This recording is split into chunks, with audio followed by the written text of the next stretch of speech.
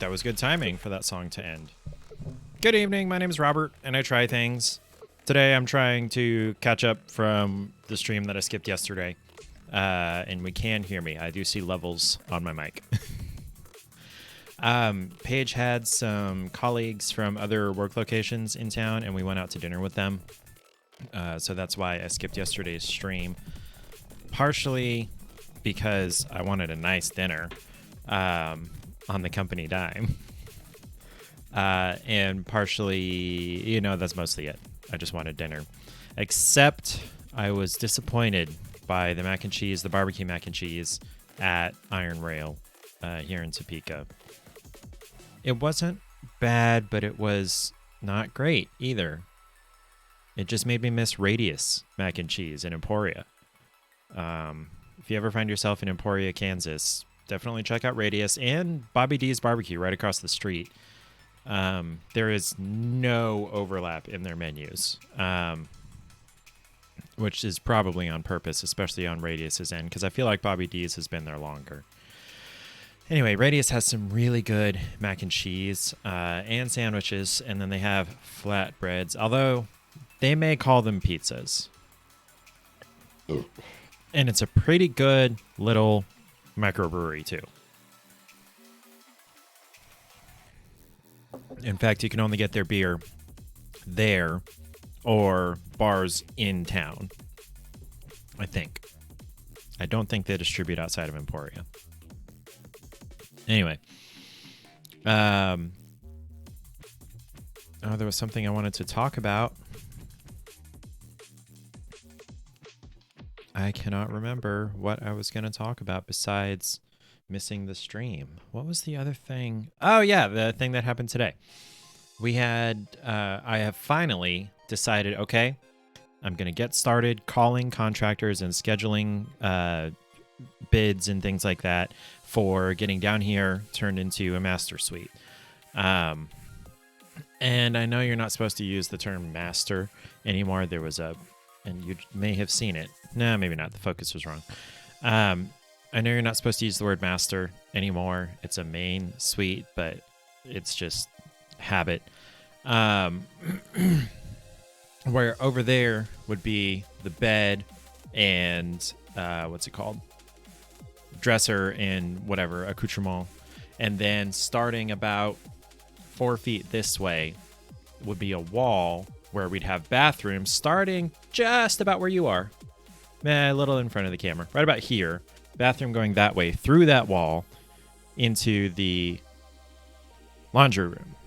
And then closet right about here that way to the exterior wall there.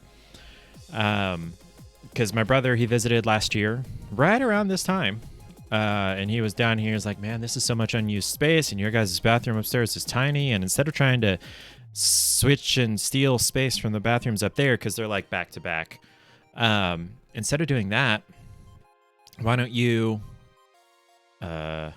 just turn down here into your whole bedroom suite? And, he kind of sold us on the idea. And I've been procrastinating calling contractors for I don't know why. I really don't know why. I honestly cannot explain my reticence to call these contractors. Anyway, the first of them came today. I called 5 or 6 of them. Only 2 got back to me. Called or filled out their form on their website.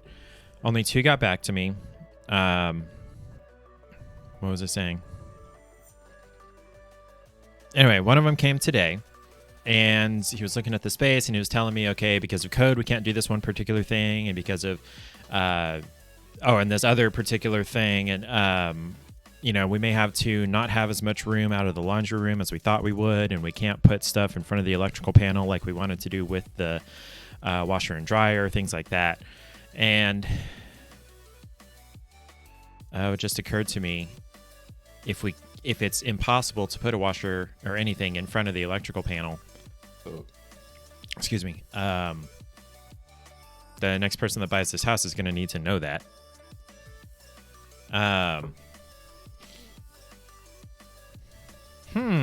We could keep the workbench that's there, and then that way they'd know they can't take that out unless they did it themselves. Anyway, And so anyway, we go through this whole process, and he's walking me through, okay, this is possible, this is not, we may have to change this, whatever. And it's very rough in my head at this point. I want to get some graph paper and sketch it all out and everything. Eventually, soon, now, maybe tonight. And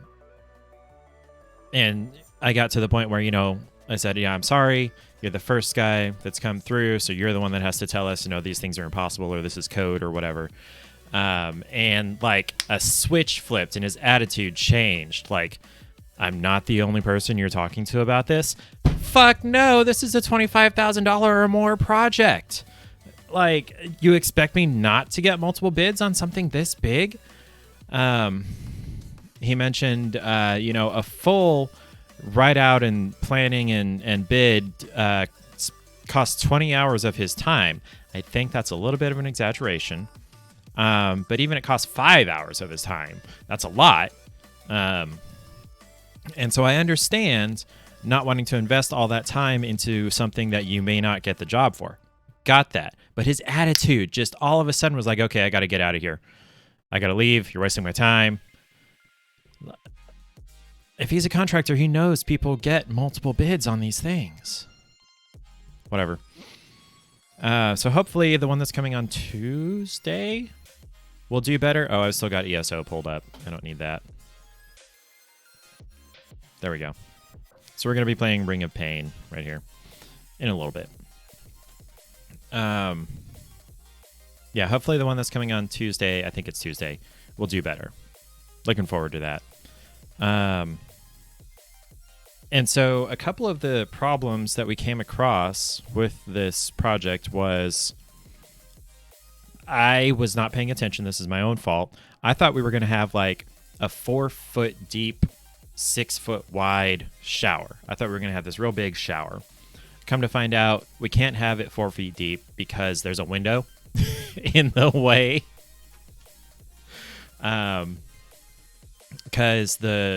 Okay, so how do I explain this to you? So we've got the back wall of the house, which is concrete, and there's a window right here. And then about 3 feet to the right of that window is the wall to the garage. And currently, between the window and that wall is just a shelf. And so I was thinking, okay, that wall to the garage out to the door, which is another 8-10 inches past where the window would be shower. And we'd have this big giant shower. And then I just was not paying attention that the window is farther this way than the door is, so it can't be even. So we're probably gonna have to do some kind of corner jiggy jaggy something, which is not the end of the world. And then let's see. What we were wanting to do is behind the wall over there is a closet, and then a hallway, and then another closet that has our air conditioner and water heater in it. And we were thinking, drop the toilet right between those two. Keep the closets, just drop the toilet between them, close the wall behind it, and keep the door that's on the laundry room, basically, and have that be a water closet. We'd need to put a light in there. There's no light. And that sounded like a great idea to us, but within the next 5 or so years, more than likely, the water heater and air conditioner are going to need to be replaced. So they're going to need to move very large pieces of equipment in and out of that closet there. In fact, it looks like the water heater was put in prior to the gas lines being run, and the gas lines now are in the way of getting the water heater out when it comes time for that. Which, to me, that's not the end of the world, because it can just stay there, because we're getting a tankless one that's going to go on the other side of the wall from where the water heater is currently anyway. So we're not going to be able to have the toilet where we thought we were going to have it. We're going to have to put it somewhere in the rest of the space here. We'll have to figure that out. Need to decide exactly how big we want the closet, because every inch we add to the closet, we're stealing from the bathroom, more or less. And then... let's see, how wide do we want the sinks? I had originally intended to have 2 sinks with a good bit of counter between them and on either side. that may not be plausible. We may only have one sink with some counter on one side. I'd like to have it maybe in a corner. I don't know. Or have the sink under the... No, the sink needs a mirror. Have the sink next to the window with the mirror in front of it, and then have counter out under the window. That sounds fun. And then we found out about the washer and dryer. The electrical panel, according to the National Electric Code, has to have a working space of 30 inches wide by 36 inches deep by 6 feet 6 inches tall, of clear space with nothing in it, in order for emergency access to turn things off, basically. And the panel does not have to be centered in that 30 inches wide. You could have it over here, and then, panel is X wide, and then another whatever inches past that to make it 30. And then your 36 in front and everything. So you can't have the washer in front of it or next to it or whatever. So I was freaking out, like, okay, we're going to have to, at best, just throw the washer and dryer on the other wall of the laundry room, which is opposite this wall, and not be able to have the whole laundry room to turn into bathroom. And but then I was out on a walk with FaceTiming, duo calling my grandma, and all of a sudden it occurred to me, stack them. And then you don't have to have anything in front of the electrical panel out there in the garage. I wish I could take a camera out and show you. I guess I technically could. I've got that Ninja thing. I have not used that on this new computer yet, so I'd have to reset stuff up. So really what we're up to now is deciding how far this way do we want the closet to come, and then where and how big of things do we want in the bathroom. Paige, both of us would really love to have a nice big tub, separate from the shower. We don't want to have a tub shower, and with it having to go in a corner, it's not likely. Let's do a quick Google there, though.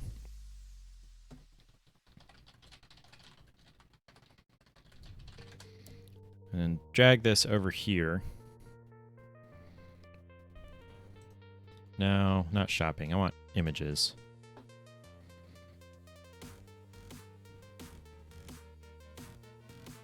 Oh, that's cool. Corner tubs for small bathrooms, and I guess this seals somehow. See, I would want shower head here and here, which I guess you just cut into it and add them. I'm going to work on the floor plan. Hey, that is helpful. So pretend, okay, so we've got a window here. Got a tub. That's a small tub, honestly.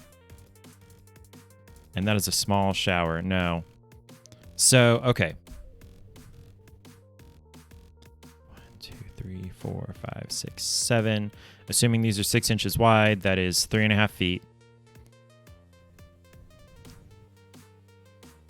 So, assuming we have 4 feet, let me go and measure that. You guys got a chair stream for a moment.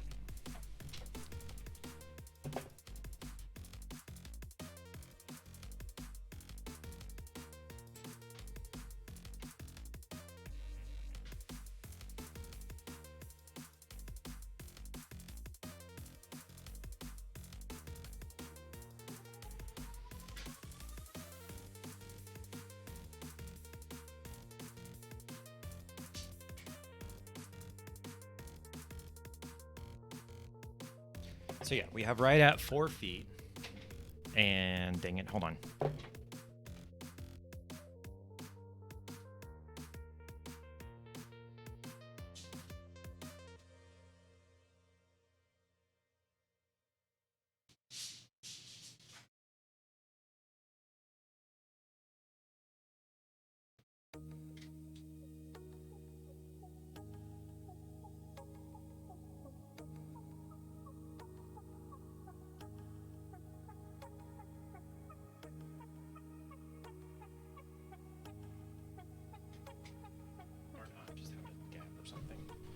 Okay, so we have right at 4 feet from, see this towel rack here, pretend this is a door. We have right at 4 feet from this corner out to here, which is a door in my case. And then we'll have just under 5 feet this way. So if we do 4 by 4, that'll give us like 8 inches or something over here to put a linen cabinet or something. And then just have, glass out like this on, 3 angles here, and just have it open out this way. And then, so we've got our window here, have vanity in front of it, and then sink here. And then, so we've got a doorway, and then we're going to have no wall here. Doorway, and then around a corner, theoretically.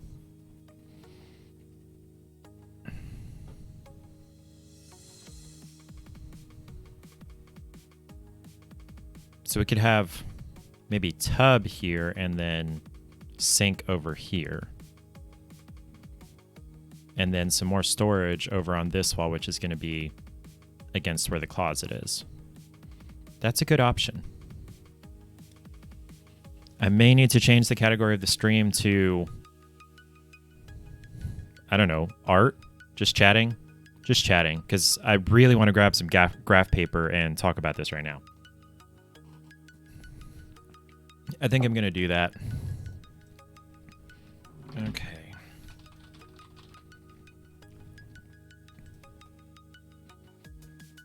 So we're not actually trying Ring of Pain right now. We may do it later, but...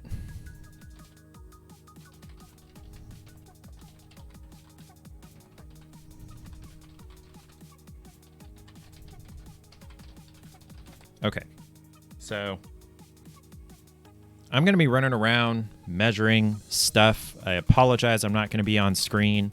You'll be able to see and hear me at certain times, but I need to go grab some graph paper and a pencil and then measure a ton.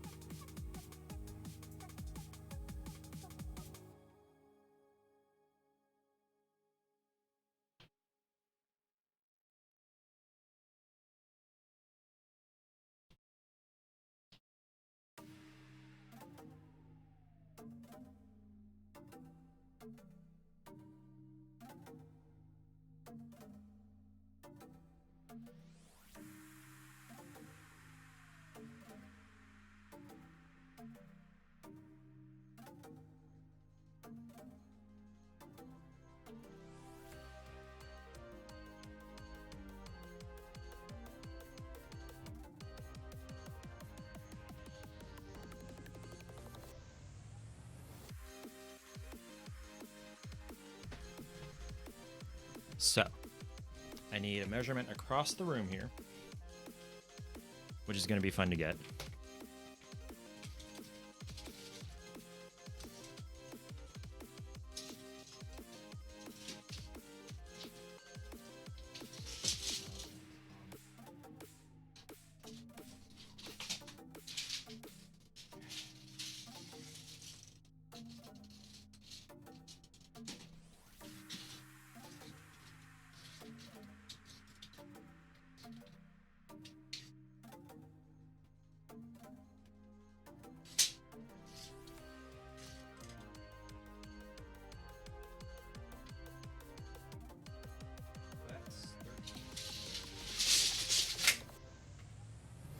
So we are right at 13 feet width currently in the bonus room here.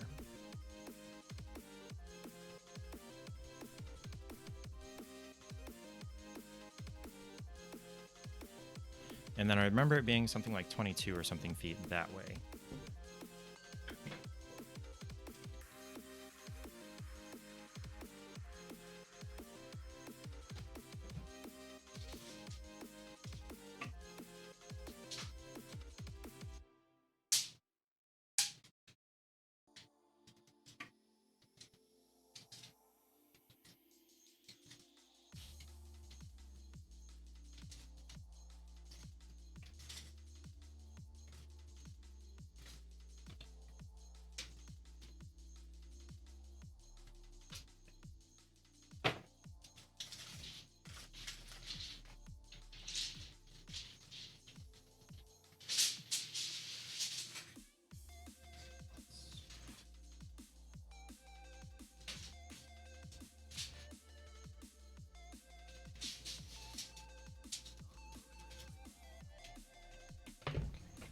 So yes, it's right about 22 feet exactly. And then the laundry room.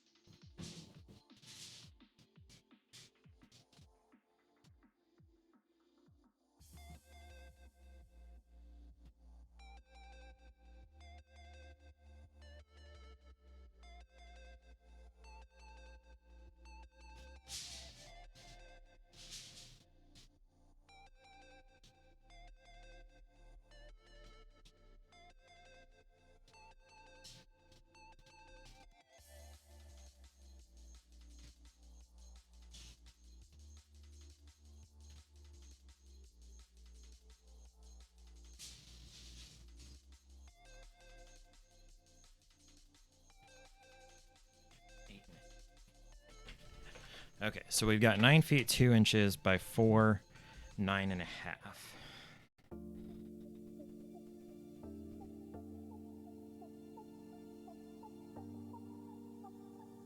That is with adding basically what we've got here, which is framing some wall on the concrete, because we can't just build directly on the concrete. We have to have wall that comes out from it. And that adds, he said 4 inches. Yeah, a 2x4 is not actually 2x4. It's 1.5 by 3.5, and then you add half-inch drywall. So yeah, 4 inches. So without that 4 inches, it's actually 5, 1.5. Okay, so the laundry. And then we actually get to expand.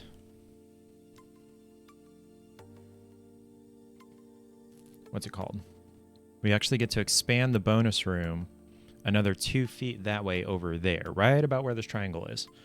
And all the way over to that corner there, because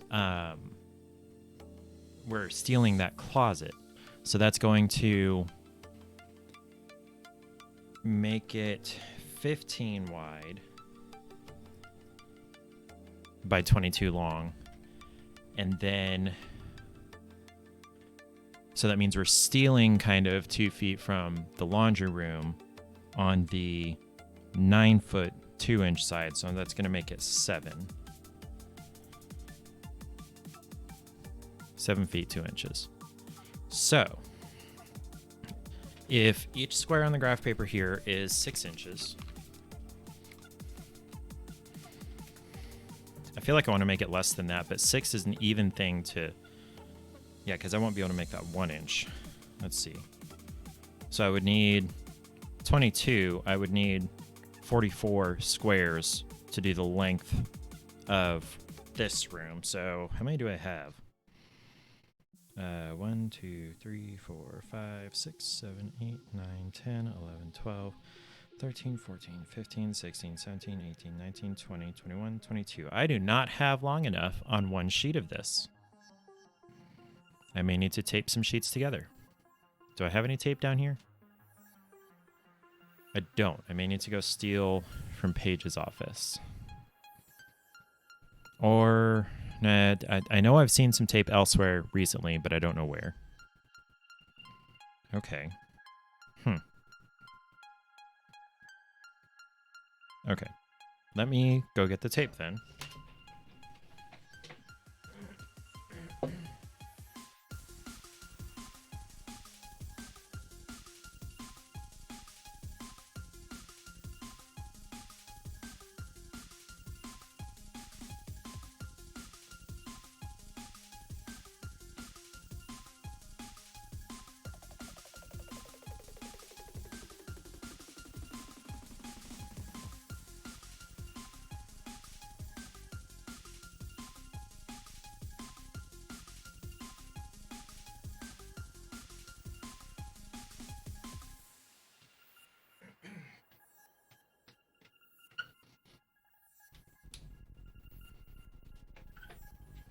I just realized it might be nice to show this.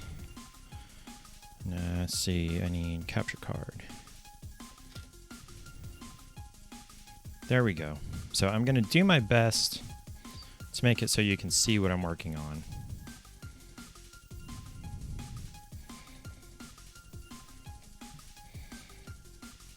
Okay. So keyboard, gonna have to come out from under my touch portal tablet there. Put that up against the screen. Move controller. Bye-bye spoon. You guys get to see what a lush I am over here. Okay. Move the mic. So tear this out. Tear out another sheet. Hopefully that's at least... Oh, shoot. So it's going to have to be 30 plus 7. So 37. So it's going to have to be... This is going to be big. Okay, so I can't do a square as a foot. That's nuts, right?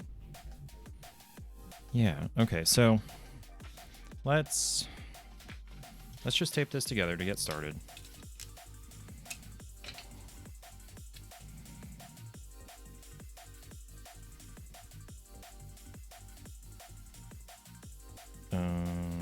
There we go. Nope.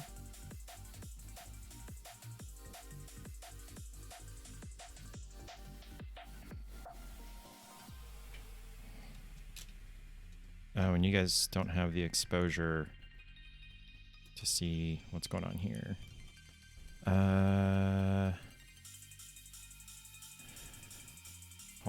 This may look dumb for a minute.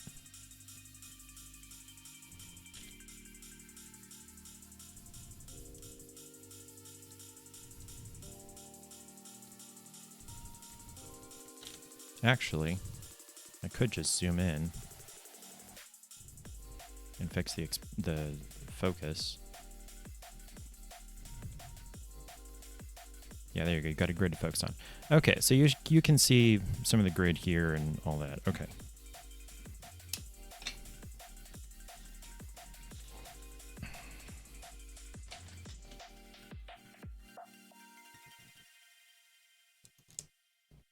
That went way smoother than I expected. Okay, so what can you see? Okay. So let's move the pad and see about getting slightly more diagonal here. Okay, so we're gonna need some kind of straight edge. I have one out in the garage. I gotta run and get that.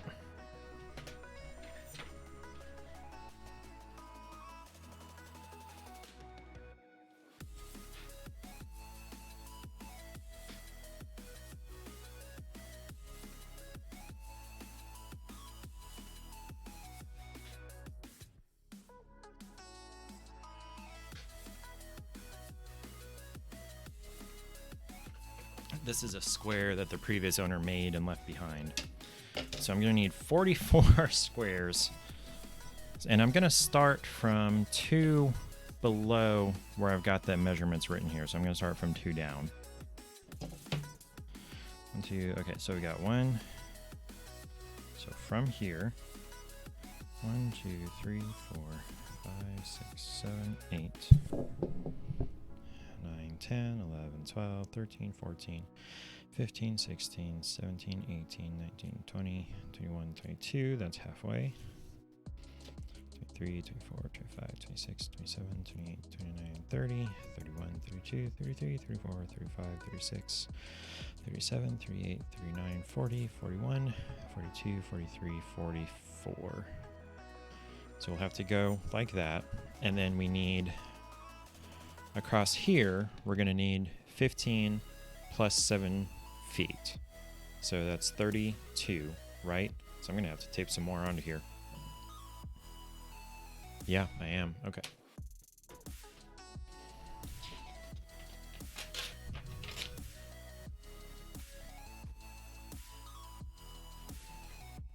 I'm wondering whether I should tape it this way, because how far is 30? 1, 2, 3, 4, 5, 6, 7, 8, 9, 10, 11, 12, 13, 14, 15. This might be exactly 30. 16, 17, 18, 19, 20, 1, 2, 3, 4, 5, 6, 7, 8, 9, 30. So here's 30. So this would be the end of the bonus room. And then we'd need 14 more after that. So I'm not going to use any of this at all. So I'm going to do this way because we're coming 14 in here, and then we're going to actually go out this way and then back this way because I need to figure out how far this way goes. Yeah. Okay. So I will tape it here. I'll give myself 2 leeway here. Where'd the tape go? There it is.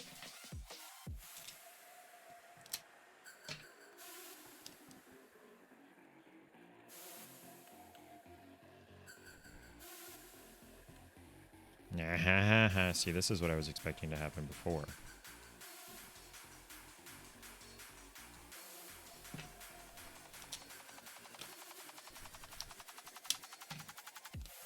Oh, I just realized I probably should have taped this on the other side.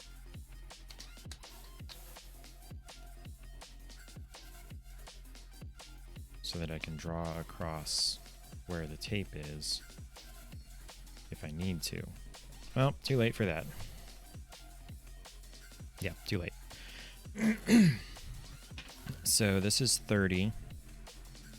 So this is 15 feet. And I need another 14. So 1, 2, 3, 4, 5, 6, 7, 8, 9, 10, 11, 12, 13, 14. So this will put us at the corner of the laundry room. So from here we have 5 feet to go this way. 1, 2, 3, 4, 5, 6, 7, 8, 9, 10. So that puts me, this is the corner with, over here is the, what's it called? Air conditioner. And then so we've got another, so we stole 2 feet from here. So we're going to go this way 5 feet. So 1, 2, 3, 4, 5, 6, 7, 8, 9, 10. So here's 5 feet. Oh, I can draw on that. That's the tape. And then we basically go straight this way with the bedroom. Uh-oh.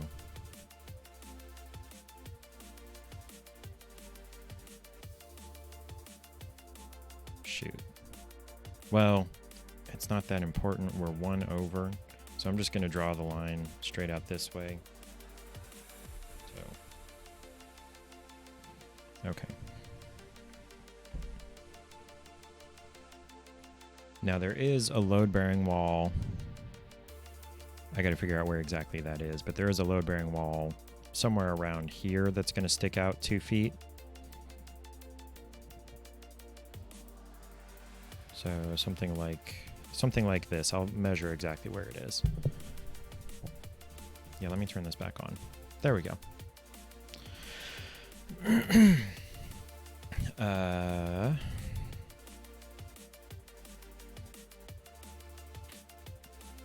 Okay. Where was I? Okay. You know what? Let me go and measure where that is. So that is...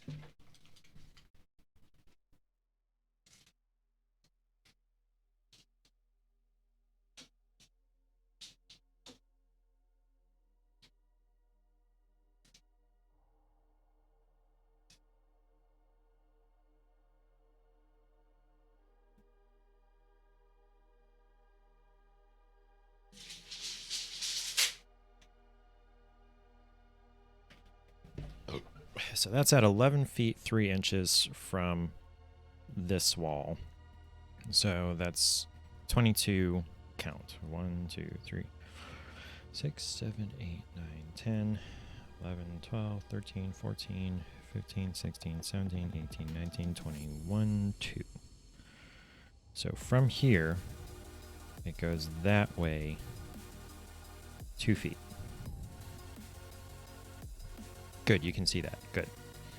I may want to zoom out a little bit, though. That's better. And you can still kind of see the markings, except...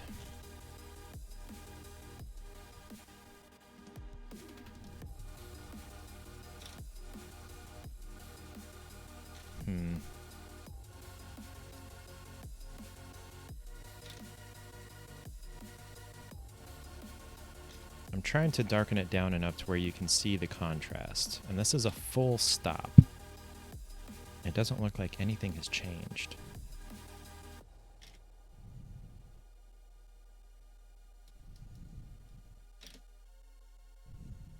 Is that brighter? Yeah, that is brighter. Okay.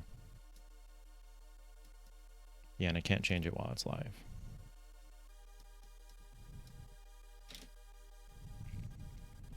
Okay.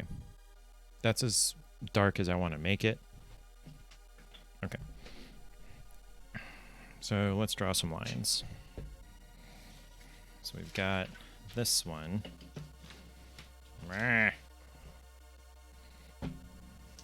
Move it, measuring tape, and whatever is on the desk here.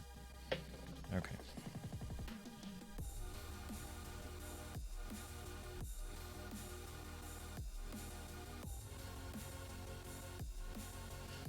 So there is that wall. And then this wall is going to come this way.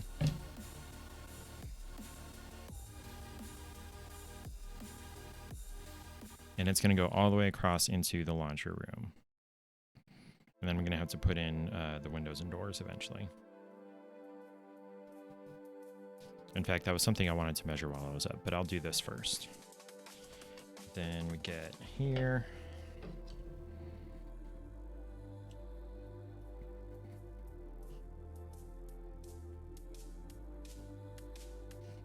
Then here.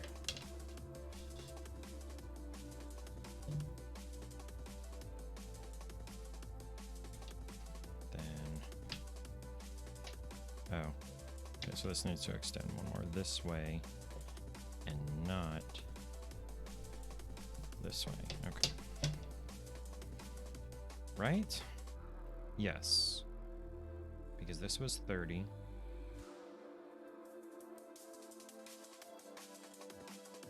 And then I needed to add the 2 feet, which was 1, 2, 3, 4. So yes, okay. So then we're just going to do this all the way out to the end of the paper here.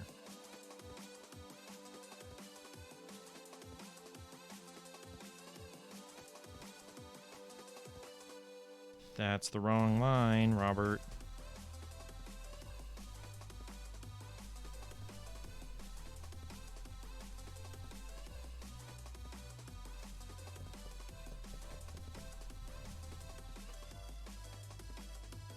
I just realized I never did update the description. Okay, there we go. So this is the correct line.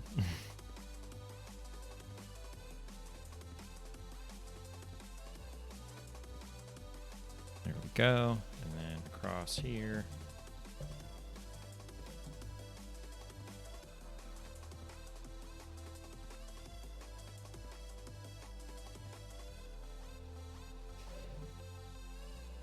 Yeah, this is more than this, right?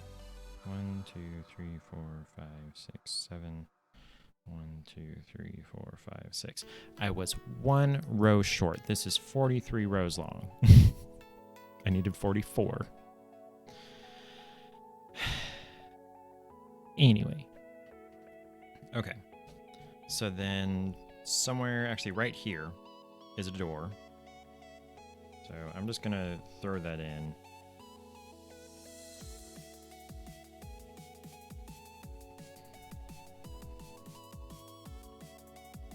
And then I'm going to actually need to measure how far from this wall that duct that you can't see is, because that's where this wall is going to go. Let's do that.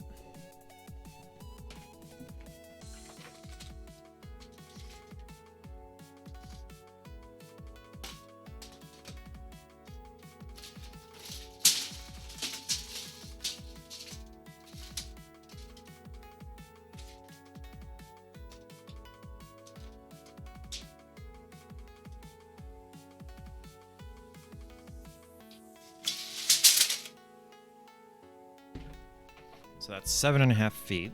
So we're going to have to count 15 from here.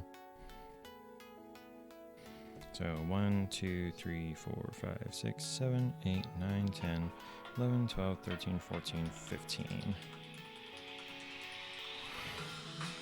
I don't want to answer a toll-free caller. So then this is going to be the division of the bedroom versus the bathroom and closet.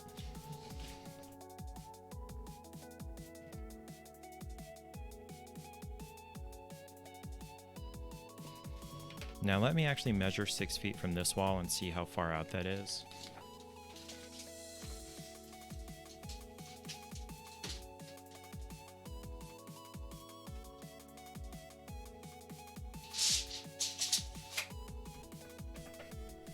That is giant. That is out to roughly where this now, it's on the corner of my desk. It's in front of here. So let's say we mark 6 feet out here. 3, 4, 5, 6, 7, 8, 9, 10, 11, 12. So this is 6 feet. That means we only have, what was this? 15, so that's 9 plus 7. So what is that? 16 feet this way. So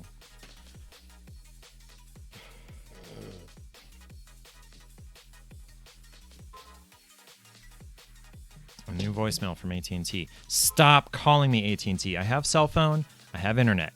I don't want TV. I don't want DirecTV. I don't want Uverse. And I get 3 notifications for the voicemail because I don't know why. Okay. Okay. So we're gonna lightly, like that's the closet, which you can't see that, but you can see this, right? No, you can't. This way. There we go.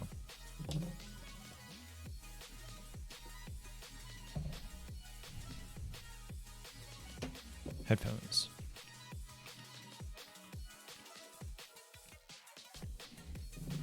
Okay. Set that over there. All right. So, oh, I didn't draw a cross here. There we go. So,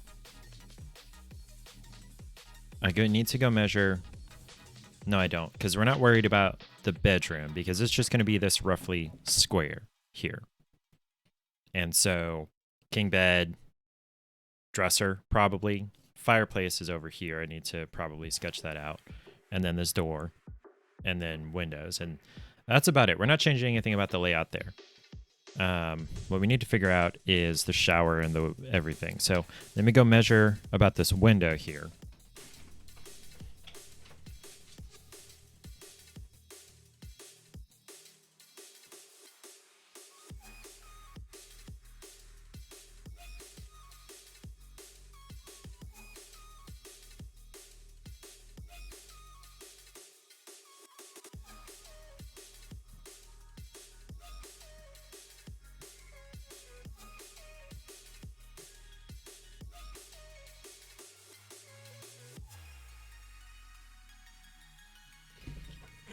So it's not exact.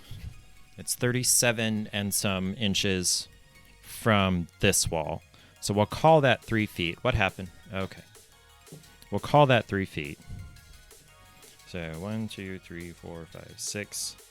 So here's the window, and it's about 3 feet across. It's a little more, but we're not really planning on putting anything right up against the edges of it, so we don't need to know the exact width.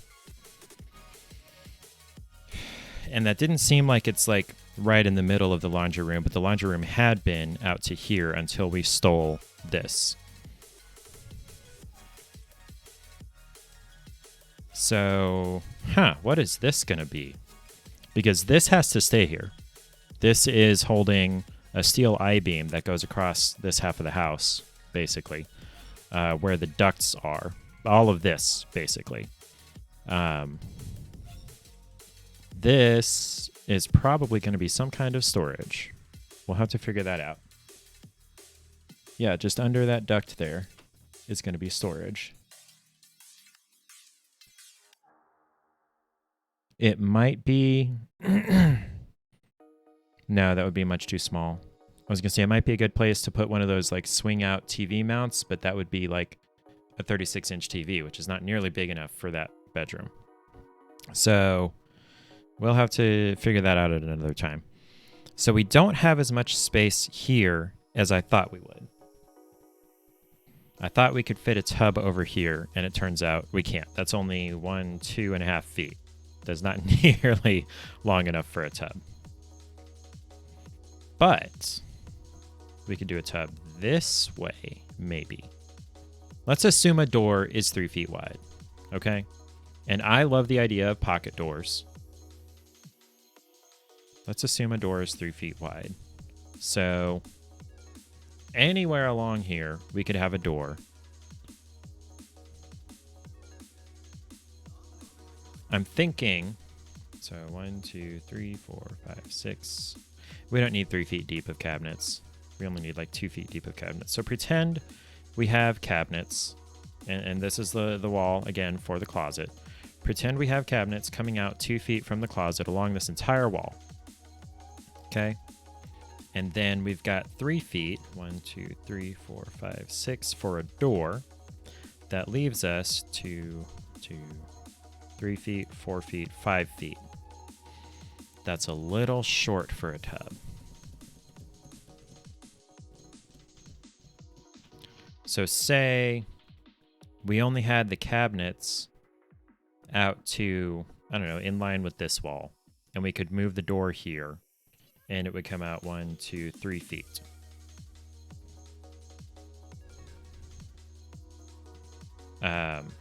So then that would add 2 more feet that we'd have for the tub. Now, we're not going to have a 7-foot long tub.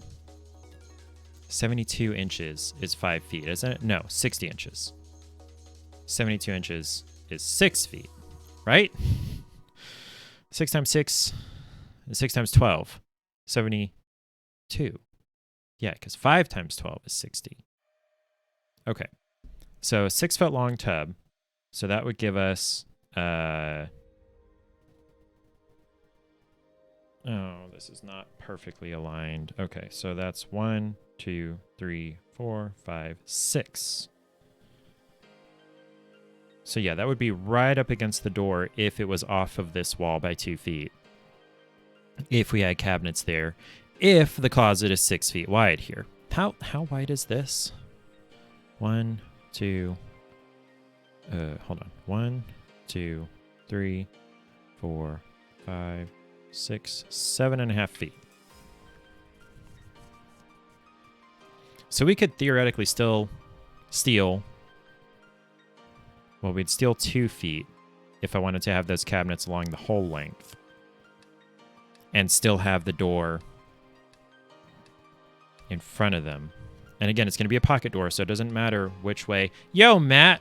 I am semi-designing our new bedroom suite down here. You've missed most of me getting up and down out of the chair to go measure things. I'm sure I will have to measure some more, but... Okay, so what did I steal here? 2 feet? I don't know if 4 feet is going to be wide enough with... Let's see. How's it going? So-so. What did you do to scare yourself, Matt? I'll bite. Tell me the story. Oh, scared yourself with the sound alert. Yes, that's funny. That was very funny. What I may need to do is go up and measure how deep our closet is currently, double that, and then put 2 or 3 feet in between. Okay, with that. That's how you scared yourself. Yeah, you kind of scared me too. Anyway.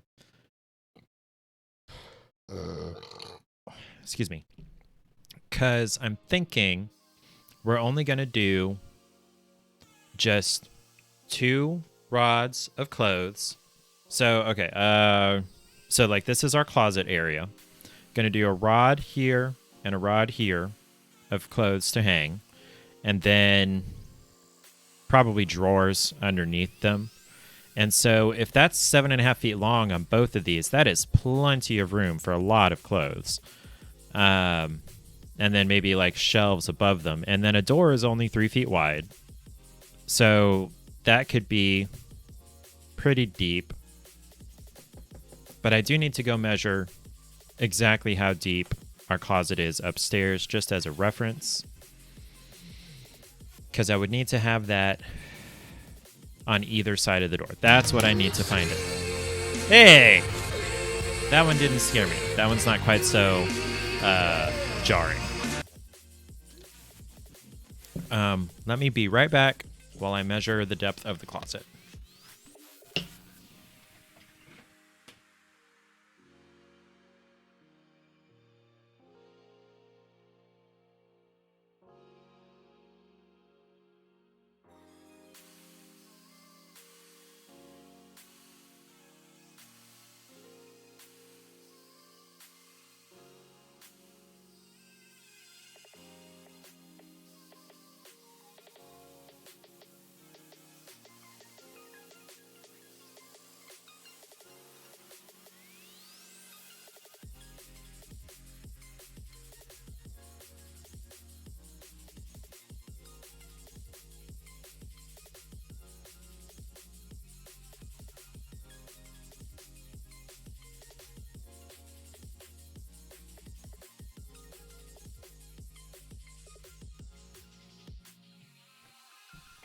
So, if the goal is to double the size of the closet we have currently, and I'm mostly pulling that out of the air, did you subscribe to Johnny and that's why you get to use his emotes over on my channel?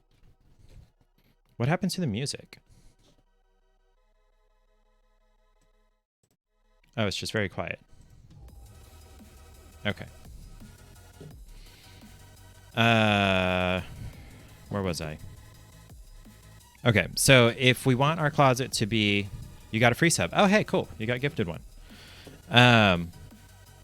If we want our closet to be basically double the capacity of our current closet, it's 2 feet deep, and then we need 3 feet for a door, and then we need another 2 feet for the other pole on the other side. So actually, our closet's going to need to be 7 feet wide. So that'll be 1, 2, 3, 4, 5, 6, and then throw on another one right there. So, get rid of this here. So I am deciding my own self that the closet is 7 feet wide. What is that? Oh, Jason. Okay. So I'm going to go ahead and throw that line there.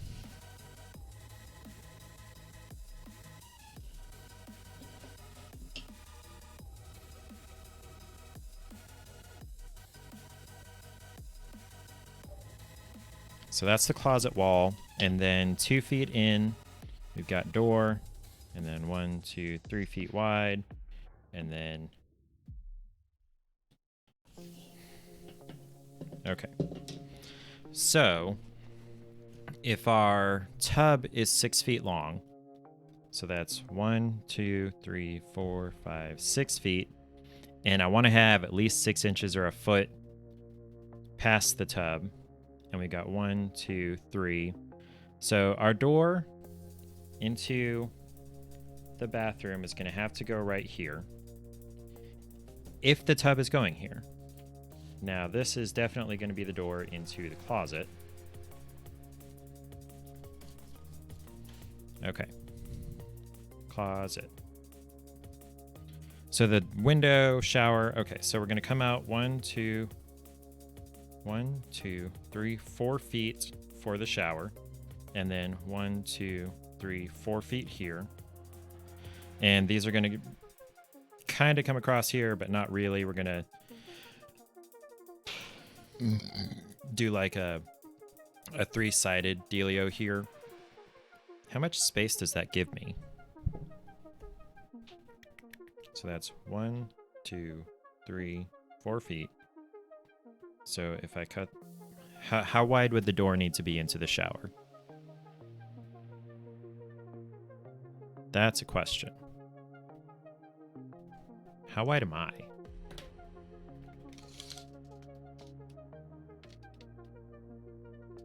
My shoulders are about 20 inches wide. And I don't want to have to squeeze in there. So we'll call it 30 inches. Yeah, I caught you trying to go to sleep. Focus. There you go.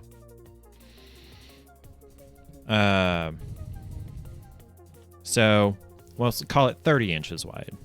So math is not my thing. 30 inches. Let me move microphone. 30-inch wide door. So if this is 6, this is going to be something like 8. So that's 24 and something like that. So roughly here to here for the door. Okay. So then, and we'll just put it on the corners here just to make it 90 degrees off the wall for the sides of the shower. So these will be my shower sides.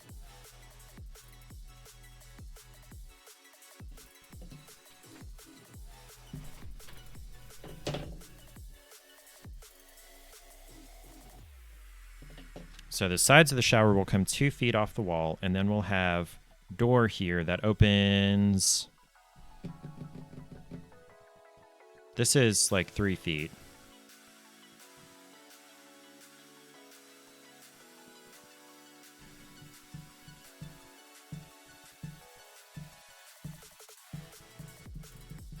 This is bigger than I was expecting it to be. What if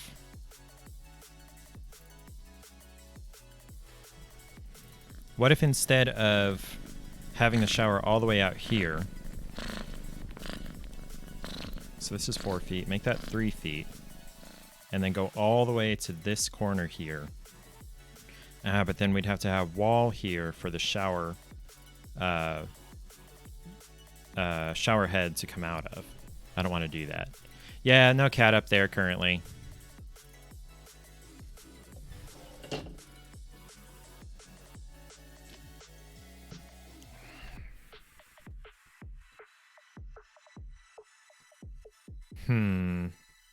A few moments later.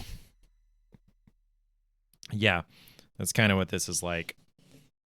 Okay. Because if we want something irregular, we're gonna have to get that custom made, and that's expensive. So I feel like I could get a. Wait a minute. That's not diagonal. That's 2.5 feet, and that's 2 feet. So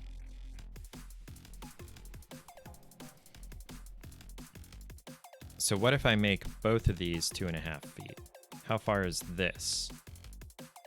So what is the hypotenuse of a square with a side whose sides are 6 inches? Like, it would look like this, kinda, but without the tub. Because that tub is just not big enough for Paige.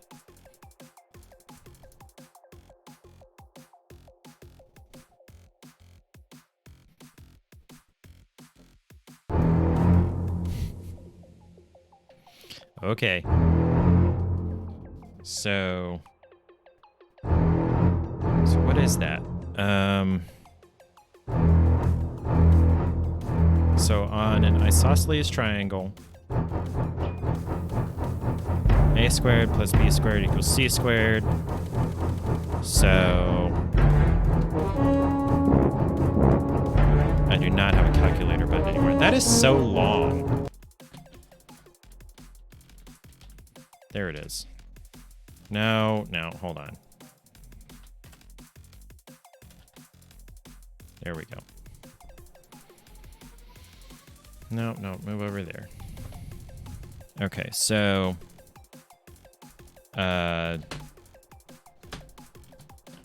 what I'm trying to figure out is the diagonal length of each of these squares. So if each side is 6 inches, a squared plus b squared equals c squared. So 36 plus 36 is 72.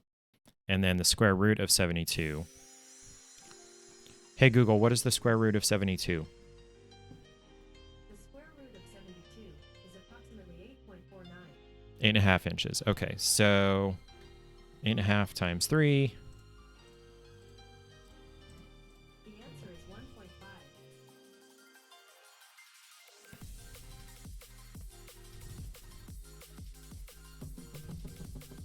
So that's not really wide enough to me. That would be 25.5 inches for the door if I was to make this 2.5 feet on each side.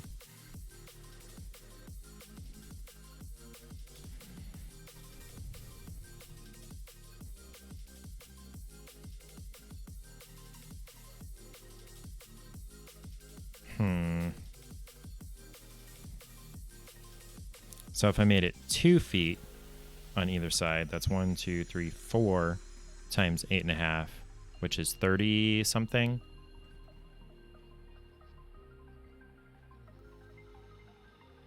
Which is a little too big.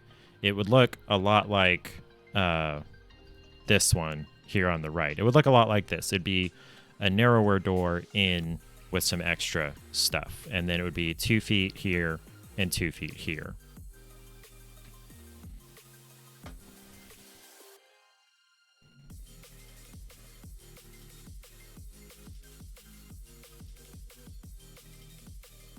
I think that's what we're going to have to do. And then that would open... That's... What's 8.5 times 3? Times 4, I mean. It's 34 inches.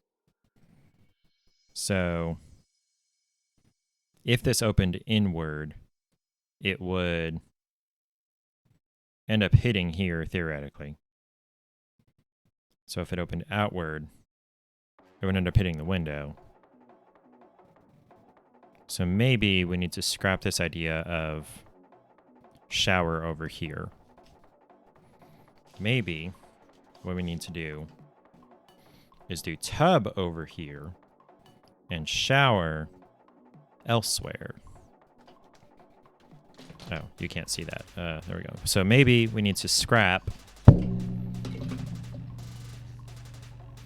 Maybe we need to scrap having the shower over here and instead do, what is this? This is 1, 2, 3, 4, 5 feet long. That's not really long enough for a tub. If you did a big giant corner tub, or here, under the window,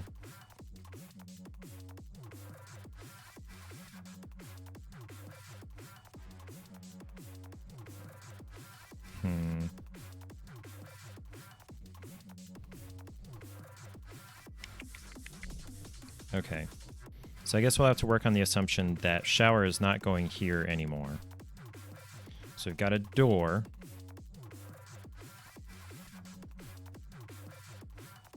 And this is how far again? 7.5 feet.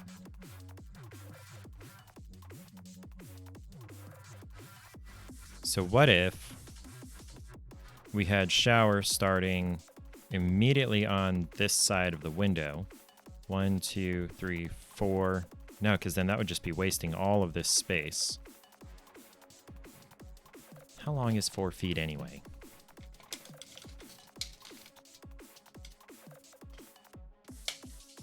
It's like this.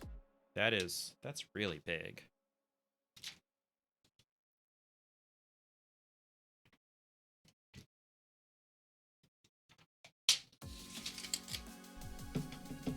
The only complication I'm really seeing with the shower in the corner here is the door in relation to the window.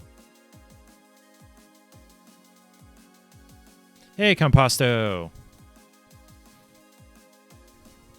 Get that bathroom sketch for yourselves? I'm not sure what we're talking about. The other viewer there actually is my half brother, so it would be, and he like idolizes me, so you'd be really hard pressed to get him to go against me.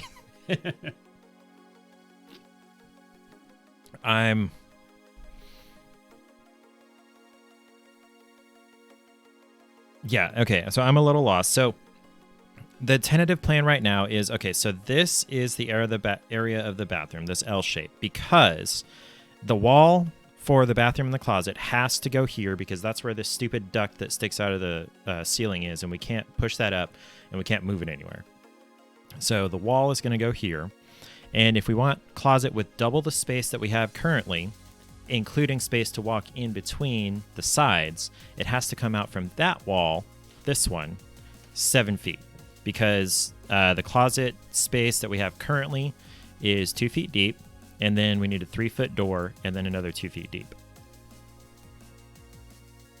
At least he knows where I am. Oh, okay. He knows the state I'm in and the city I'm in. He actually doesn't know my address, I don't think.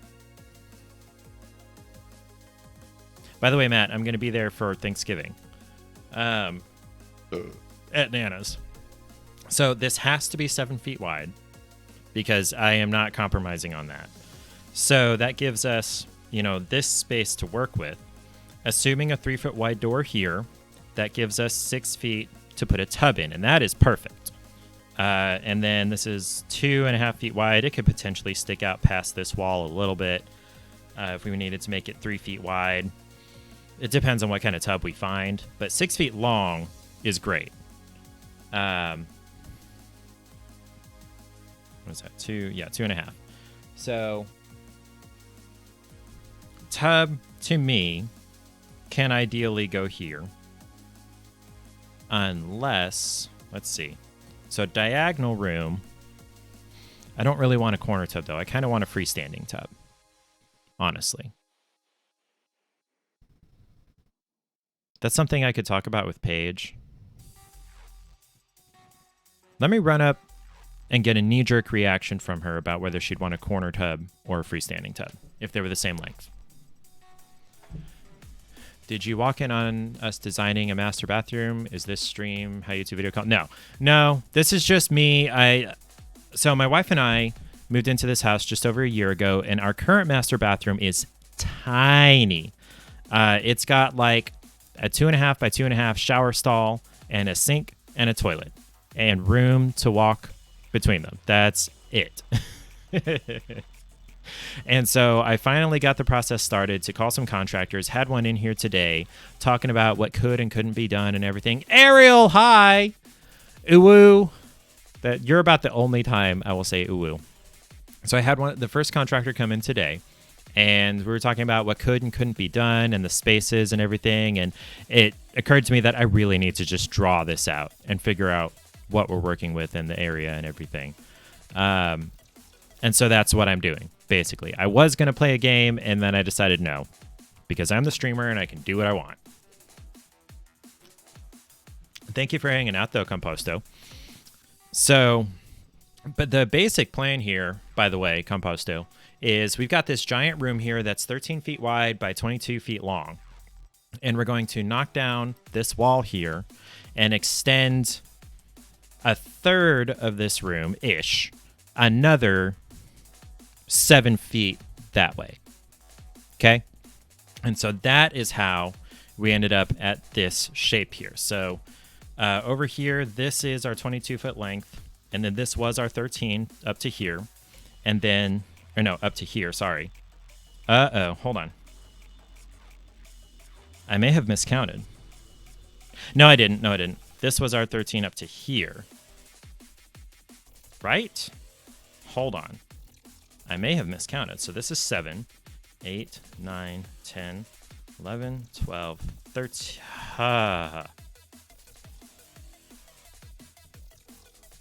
That can't be right. And then we added 2 feet. That can't be right. What the hell?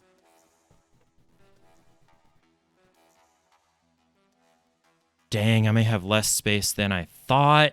Hold on. So this is 7. Right? 1, 2, 3, 4, 5, 6, 7. This is 7. 8, 9, 10, 11, 12, 13. So this...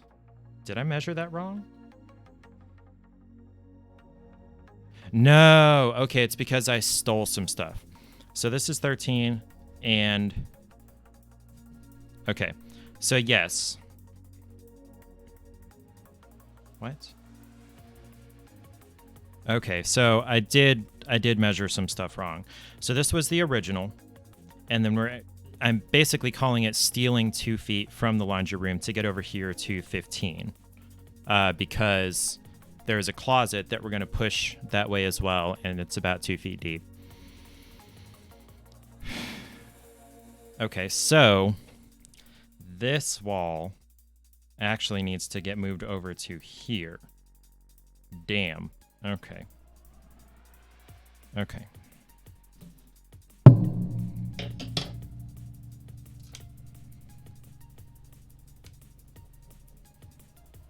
So this wall actually doesn't come all the way over here. Damn. Damn. Damn, damn, damn, damn.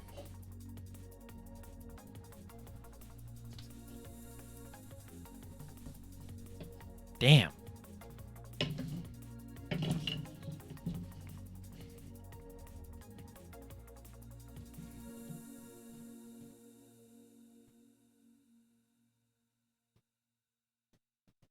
Nah, dang it.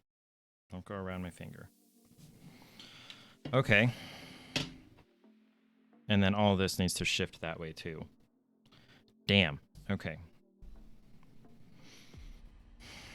So we've got this wall that comes out 2 feet here with this 1, 2, 3 foot wide door that opens against that.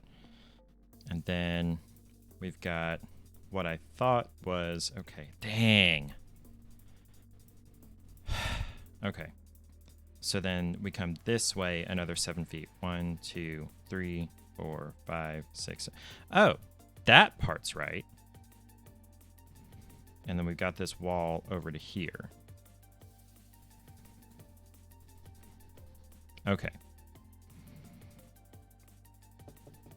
So that only gives us 1, 2, 3, 4 feet here for a tub. Wait. 1, 2, 3. I don't know what I put this mark here for. It gives us 5 feet this way for a tub.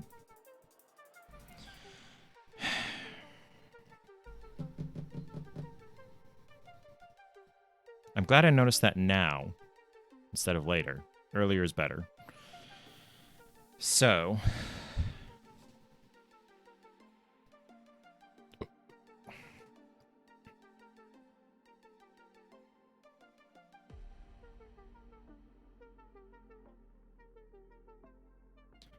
Yeah, all thanks to you. Yeah, kinda.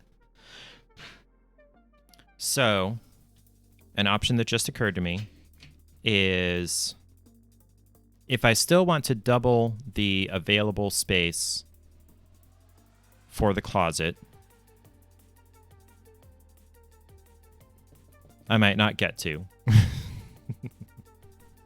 But theoretically, what I could do is instead of having just one bar across the closet on both of these sides here, I could have a bar across 3/4 of it and then another bar under that across 3/4 of it, like shirt height. And then across 1/4 of it over here, have one bar up higher for like dress length. Because Paige doesn't have that many dresses. And then we could steal these 2 feet back from the closet and just have the door there. We wouldn't have any kind of drawers or shelving in here or shoe storage. So what if we steal 1 foot back?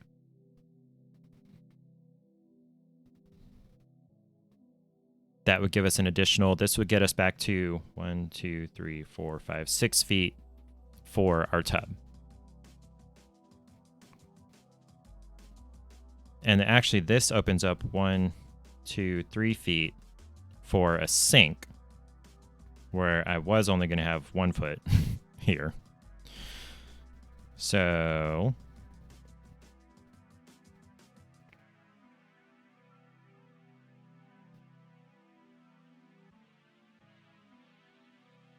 right? Yes.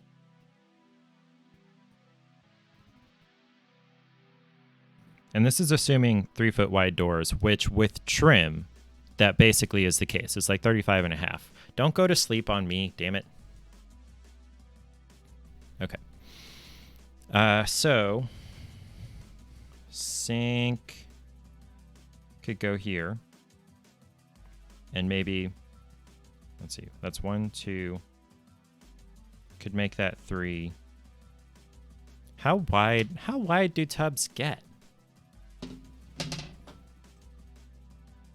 Come here, keyboard. How wide is a garden tub? 42 inches wide. 60 inches long, 30 inches wide, 19 inches deep. Oh, it's only 60 inches? That's only 5 feet long.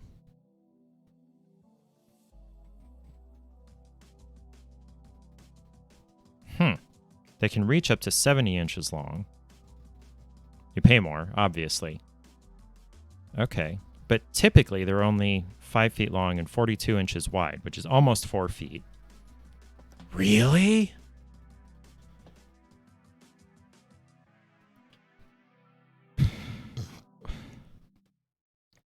That seems really wide. Let me go to this apartment therapy here.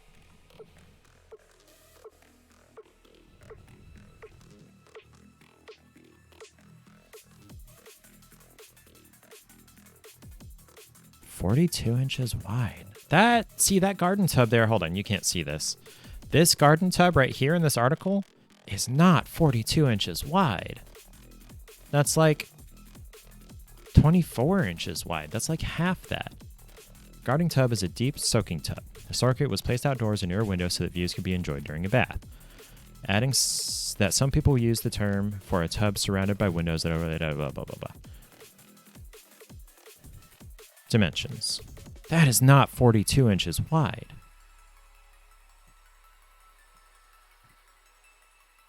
Like, where's my measuring tape? So this is 36. That's already wider than the tub that we have currently. And then 42. So we add 6 inches to that. That is huge. But okay, if that's standard, that's what I'll go with. So 42 inches is... So if we're coming out from this wall, that's 1, 2, 3 feet, 6 inches. Right here. And then out 1, 2, 3, 4, 5 feet. That is a gigantic tub here. And that's assuming it can be mounted or all the way up against the wall. Okay, so I'm thinking steal a foot from the closet and just put 1 foot deep of like shoe rack. Genuinely debating if I should tell you what happened today or if you should wait until your next stream. Wait until your stream. That's your news. You need the focus. You need the, what's it called? Attention. And I am looking forward to hearing it from you on stream. And that's Monday, right?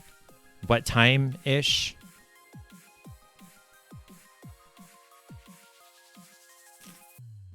I understand you're excited and you want to share, but you need the attention. You need the focus. And this is not going to give you that focus. You're just very excited. I know. I'm excited for you, whatever it is. Okay, so 5 feet long by 3.5 feet wide. That's really wide. I feel like that's not exactly. Anyway. So then this is 1, 2, 3 feet here. So we could get a 36-inch wide sink/vanity, 2 p.m. Central-ish. Okay, I will make sure that I am not doing anything at 2 p.m. Central. You know what? Let me put that in my calendar right now.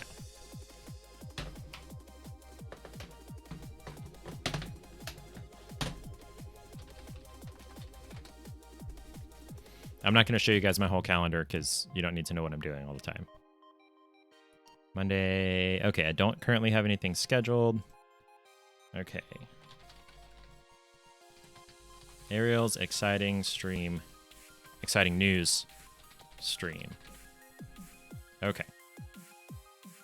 Oh, and I need to update my notifications there. 1 hour before, and then we're also going to do 1 day before. There we go. All right, so I'll get notifications about that. So, assuming the tub is 42 inches wide, that gives us 4 feet to this wall.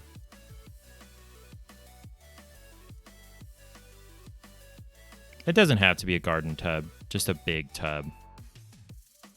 And if we're putting the sink here with a cabinet underneath, it doesn't matter if this is sticking out past it. So then this wall could be empty, or maybe some open shelves up higher. And then where the hell is the toilet going to go? I completely forgot about that. Am I making art? No. I am trying to figure out how the bathroom that's going to go behind the wall here is going to go / into this area. Where the hell is the toilet going to go?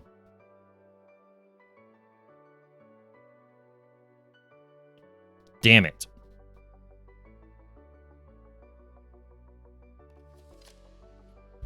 Okay.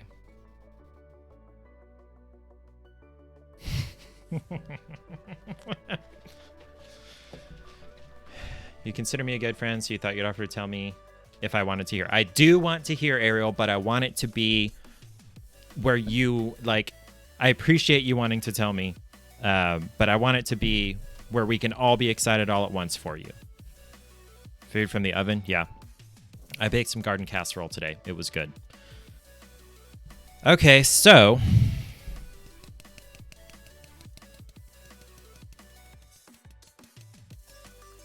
toilet may need to go here, and then tub here.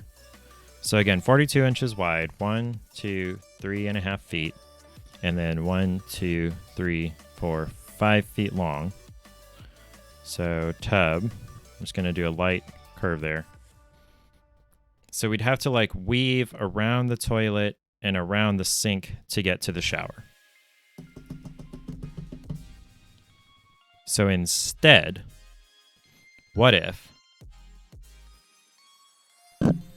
Sorry. What if... What if we move this door... Let's see, what is that? 1, 2, 3.5. 1, 2, 3, 4, 5. And then 1, 2, 3.5. That could work. Okay, so what I'm thinking maybe is instead move this shower from here over to this corner. So it's the first thing you see when you come in the door for the bathroom. And move this, what's it called? Door this way. Well, okay, hold on. 1, 2, 3, 4. And then we come out 2 feet to here. And then 1, 2, 3, 4. And we come out 2 feet to here. And then we've got the doorway here. And then, so get rid of this stuff. So yeah, we've got, and then that's 1, 2, 3.5 feet of space between the door and the shower, which I think is plenty. Where did my measuring tape go?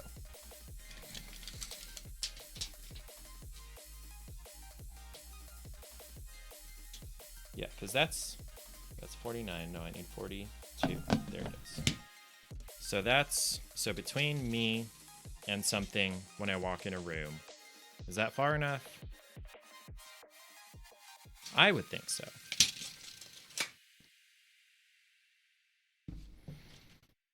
Okay, so move the shower over here. Move the tub over here.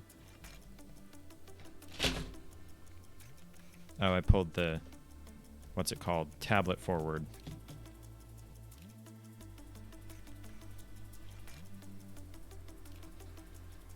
Zap, you probably have a cool way to do this on the computer. Okay, so we move the tub here. So it's 5 feet long. 1, 2, 3, 4, 5 feet. And then 1, 2, 3.5 wide. And so that's going to be like this for the tub. Something like this. And that's going to be under the window, which will be nice. There's not a great view out the window, but there's light. And then so we'll just have space over here on the side of the tub. I don't know what that was. Nothing really moved. Maybe the desk shook enough to move something. And then we could do toilet here, which, how deep is a standard toilet?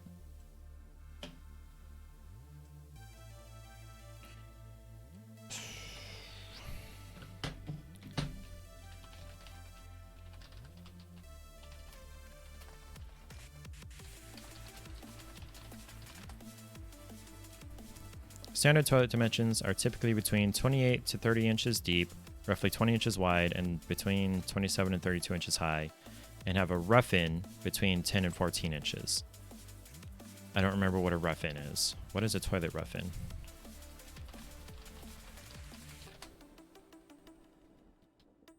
Between the bare wall and the center of the toilet's drain pipe. Okay. Okay. So 28 to 30 inches long. Okay, how long? Let's see. How deep is an elongated bowl toilet? Because I would want a long one. From the seat bolt holes to the bowl. Let's just pull this up. How long is this?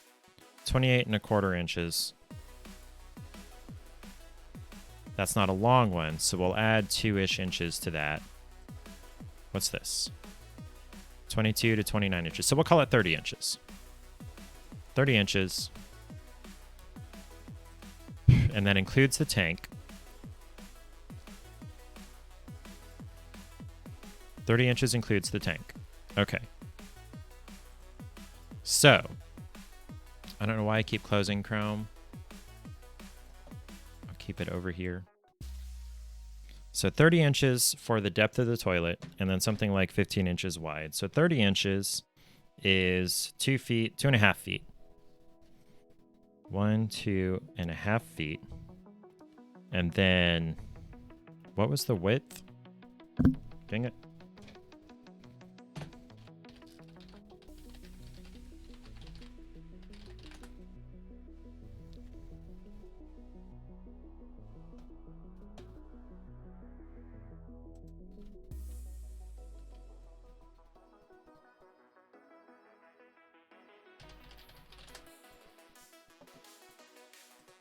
Okay. So width is something like 18 inches. We'll call it 18, just for round numbers while I'm drawing here. So 1.5 feet wide. So with 6 inches on this side, and then 1.5 feet. And then we come out 30 inches, so that's 2.5 feet. So this, oh, and then plus 6 inches here. That is more or less perfect. There's the toilet.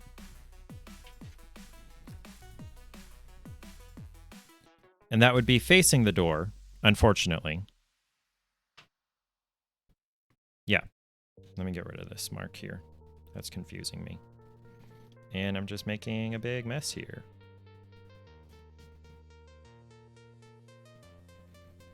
I can get rid of all of this, actually.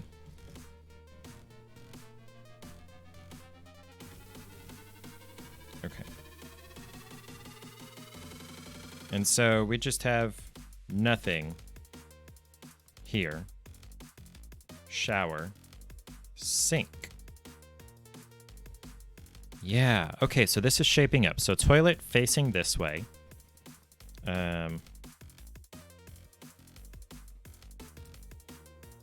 Don't you love how I drew the toilet? I don't know how well you can see that. So toilet. And then shower. So we're spraying here. Shit. Well, my grandpa said it's not a big deal.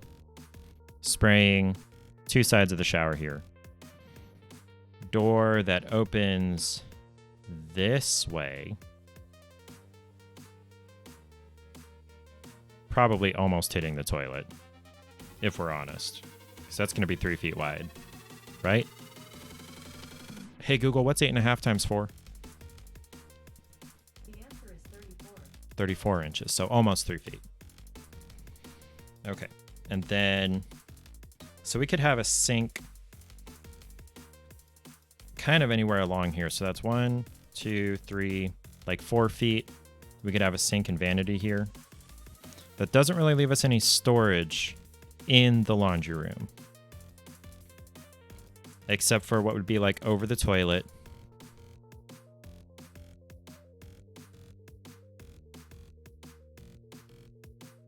And then maybe, no, because that would leave us not very much space between the tub and whatever storage here. Okay. I think I'm mostly satisfied with this layout. I guess we would just need to decide whether we want a sink and then counter this way, or counter and then sink.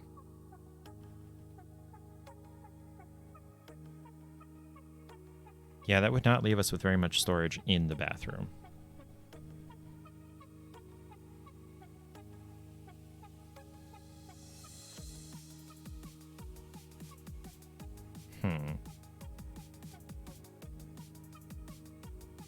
I think that's something I'm going to need to talk about with Paige because my brain is running out of fuel right now. Okay. I really hope I got this right. I'm pretty sure I did. And honestly, I really don't think this tub is this wide. Honestly, I really don't think it's 42 inches wide. That's really huge. Anyway, that'd be like 100 gallons to fill. That's more than our water heater can hold. I think we only have a 40-gallon water heater, maybe 60. But when we get a tankless, it won't be a problem. Okay.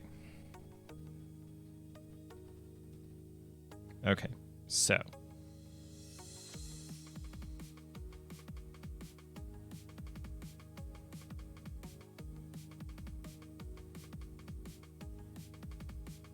I think I'm happy with where I am right now. I'll be more knowledgeable talking about stuff to the next guy.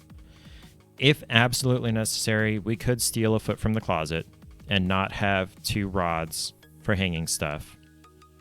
And we could just have like shoe rack / drawers over here, shallow drawers. And then, you know, the 3 different levels of rods over here. Could do that. To give us another foot here, mostly here. This isn't so much of an issue. Okay. I'm mostly happy with that. All right. So now do I actually want to go play Ring of Pain? Does anybody care to? I haven't done my treat. I have not spun the wheel for what I'm going to eat. Okay. So our options are the chickpea thins, chickpea crackers, basically. Pan de queso, which I think is supposed to be like a sweet, like cream cheese bread. Chocolate peanut butter. What are they called again? Bugles, which used to be just like corn chips. And then caramel bugles. And then chocolate-filled marshmallows. And then garlic parmesan combos, which is kind of cheesy garlic bread. So do you guys, anybody out there, have a preference for which of those you'd want me to try? Or do I just spin the wheel to get what I'm going to be eating? And while I give you guys time to think about that, I'm just going to make a decision on what to drink.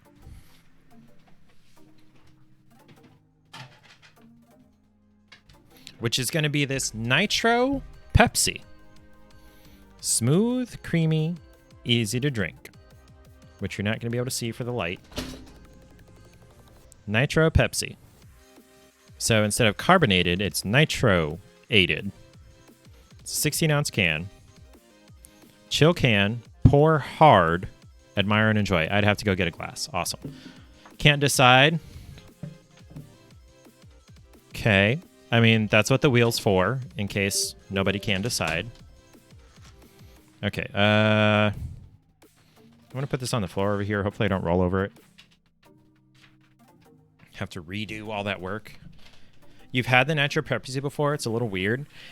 Yeah, I imagine it's kind of weird. Okay. Move the square down.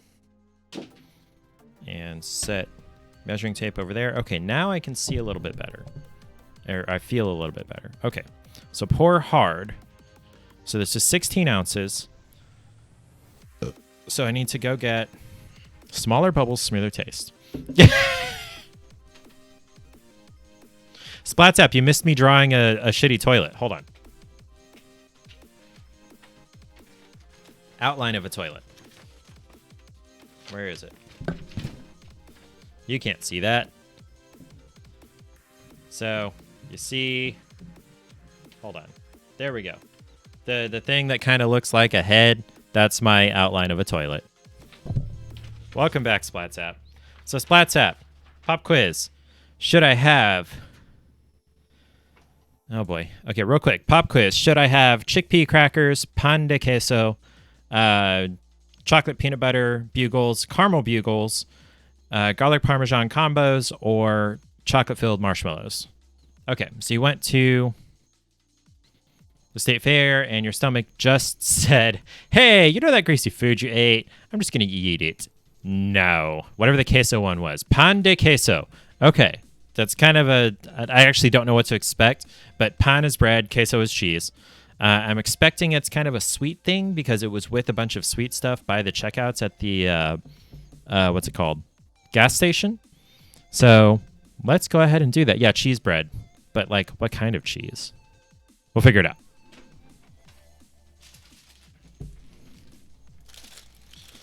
Okay. Cheese cake. Like, that's the name. Cheese. Hold on, this way. Cake. Literally means bread of cheese. Yes, I know. Buon appetito. That's Italian. Is this Italian? How do you say it? Yeah, queso isn't cheese in Italian, is it?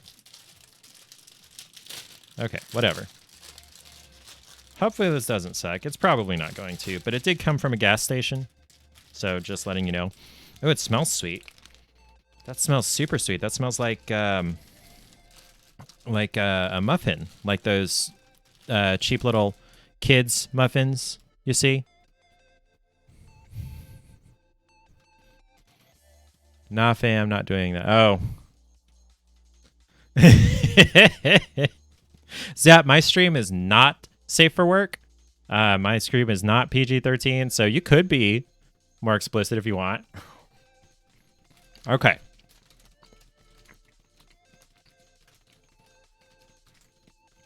So right now, unless there's a filling farther in, right now all it tastes like is just sweet bread. There's a cheese called cacio in Italian. Okay. I'm not seeing a filling. So maybe it's just kind of sweet cheese flavored bread.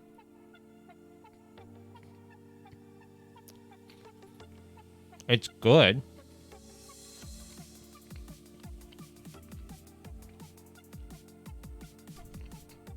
Only 77,000 try-its. You could do an F-it if you wanted to, Splats. Exclamation mark redeem EFFIT. Just throw away 50,000 try-its. So I don't think there's a filling here. Or if there is, it's even farther into the middle. But I'm like, you know, a third of the way in.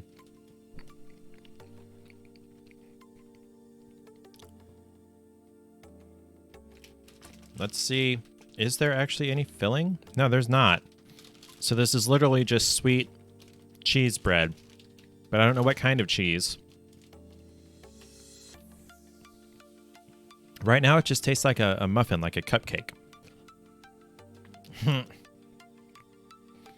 There you go, Zap. 155K. You didn't say it right. It's cash. C-A-S-H. Cash me outside. How about da?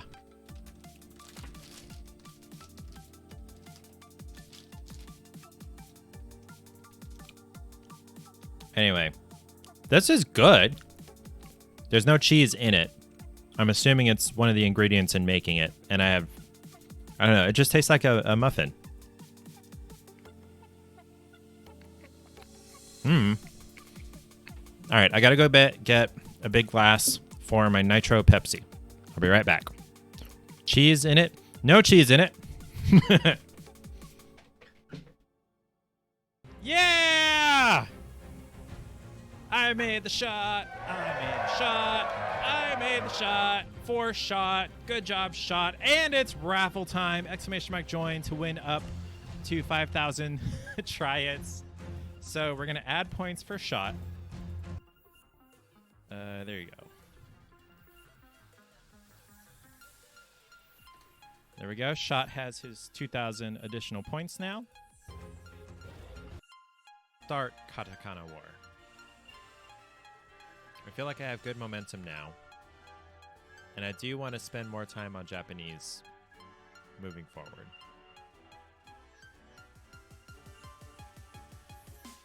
Legendary Pirate King, Keyblade Master Alex. What the hell is this clip? Who made this?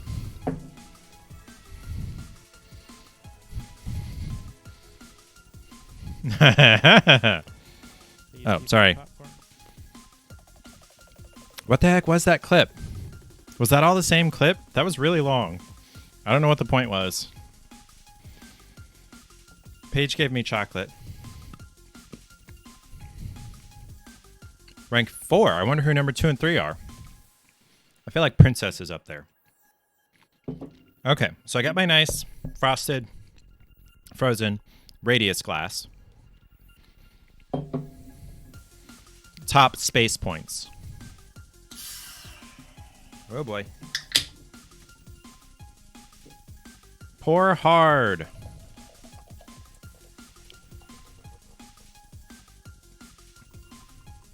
Which is the opposite of what you want to do with most sodas.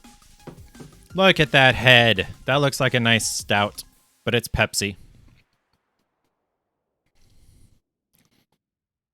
I think if you do top space points, it'll actually list them in the chat. Okay, you're right, Ariel. That's weird. Princess and Erilyn are 2 and 3. Okay. Huh. Erilyn. She's won several raffles.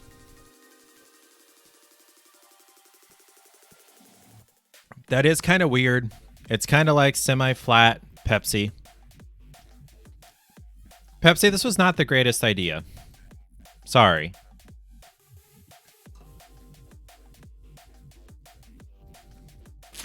I don't hate it, but it's basically semi-flat Pepsi.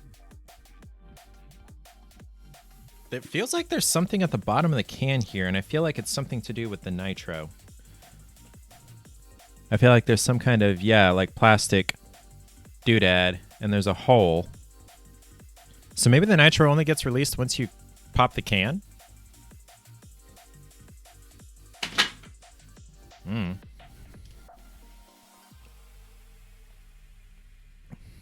That's a little odd. No, if I want nitro, I'm going to stick to beer. Pan de queso is pretty good. I wish I had a plate instead of the wrapper. Okay. So now, do I want to go try Ring of Pain? Or save that until Sunday? And if I don't try Ring of Pain, what do I do? And do I want to play the Katakana game?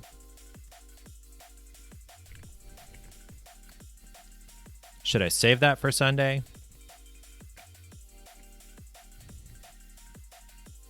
I am kind of torn and at a loss because all of these things are kind of like equally important to me right now. This is a makeup stream, supposed to be a makeup stream from yesterday. So I really should play Ring of Fire. Toilets. Look familiar, Zap? You were just there.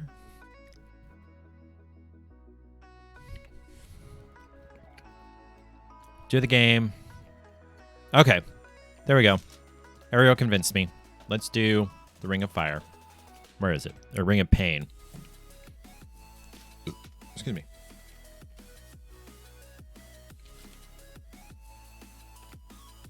It's from Humble.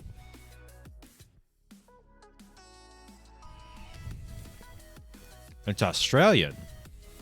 Humble's from Australia. Vietnam War flashbacks? Oh, toilets. Okay. Data processing, yeah. Oh, hey, it shifts as I move the mouse. Twitch off? What?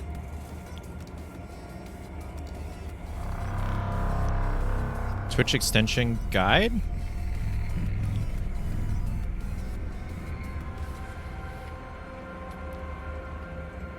What is this?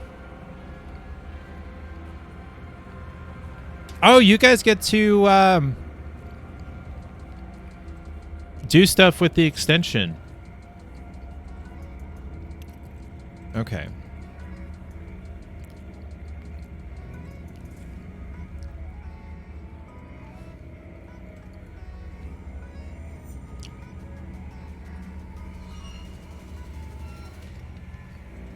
Never used that, so that's fine. Okay, so it's in an overlay on my channel now.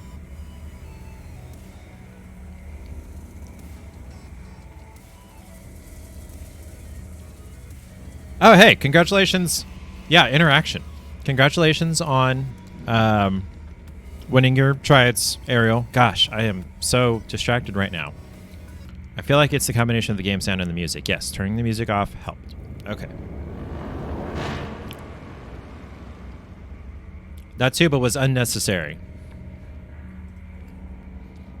So, yeah, if you guys refresh the page,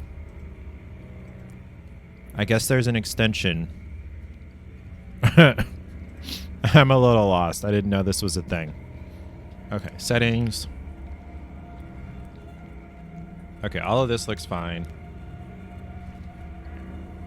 Okay.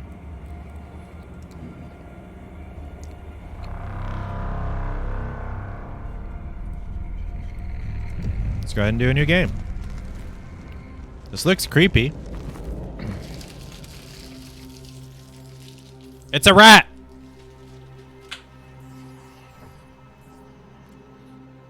Now what? You can draw creatures? What? Okay, so see, already not liking this because it didn't tell me or highlight the mouse card. Hey, mouse over this, click on this, whatever. And the tooltip disappeared. Seeing combat outcomes means you can focus on decisions. I have no idea what just happened. This is not a good tutorial.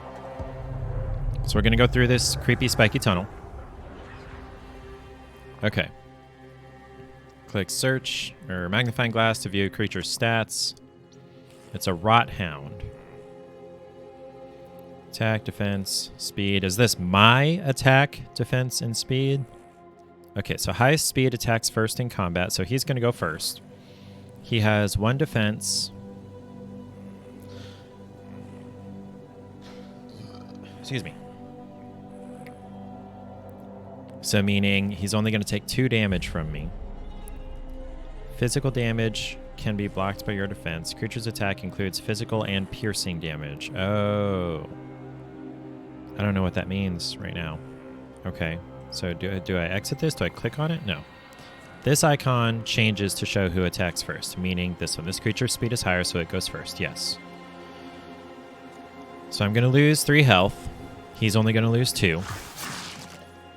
Yeah. Do it again.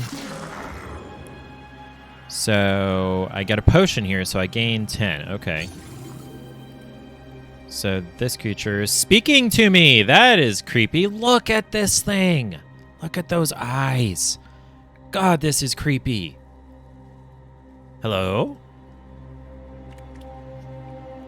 Pass this card, because its health is way the heck higher than mine, because I only have 12. And it spoke. And I don't see... Oh, it does attack. It does have some attack stuff. And its speed is 17, and yeah, no, it would totally one-shot me. So, we're going to pass on that. Candle. Okay, items may have stats and item effects which you gain while equipped. So, if I get this, it is equipped here. So, I have a 20% higher chance to sneak.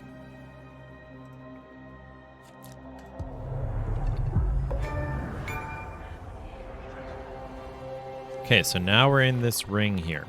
Stealth will help you pass hostile creatures unharmed. Failing to stealth gives the creature you pass a free attack. Okay.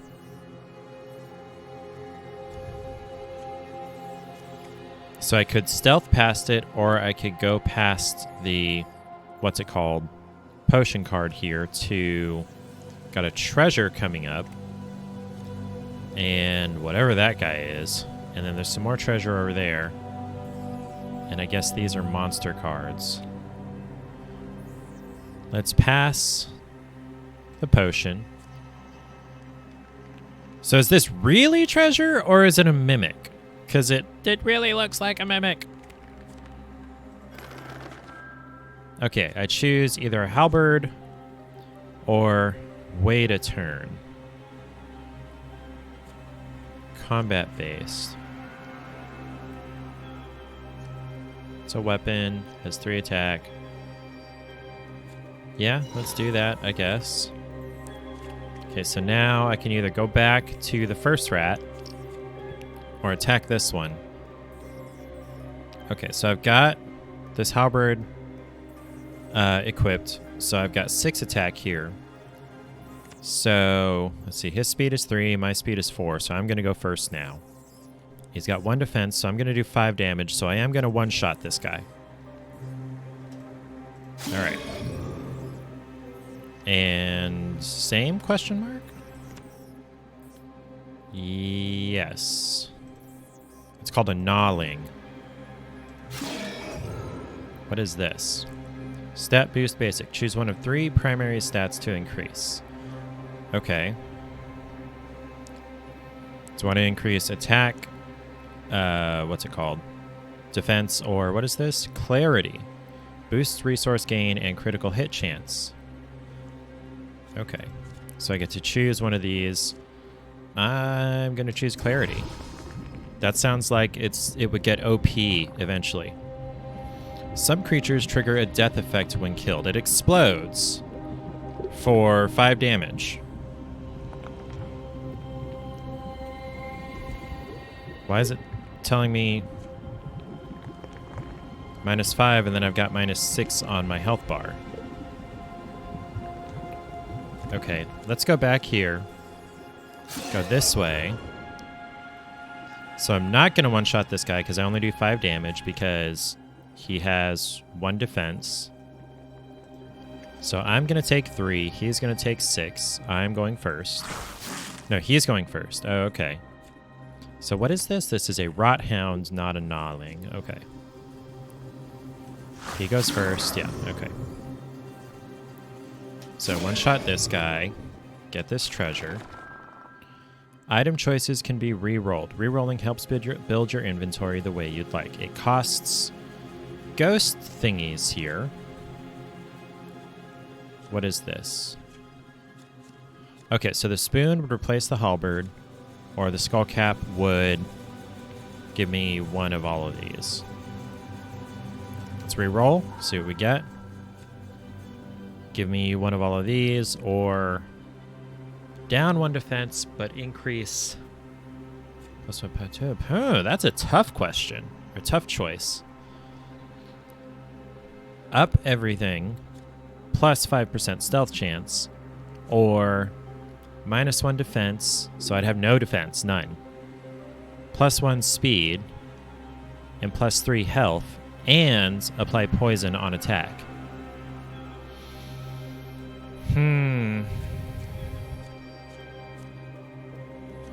I think this early, it'd probably be better to do increase the stats across the board rather than losing the defense. Oh no, I'd have 1 defense. Okay, fine. Let's heal up. And I don't need to attack that. Hello!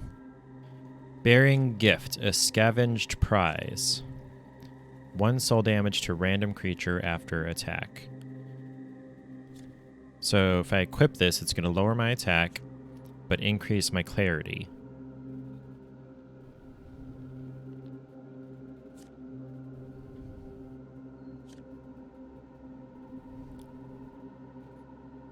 By like 3. Yeah, I think that's worth it. Okay.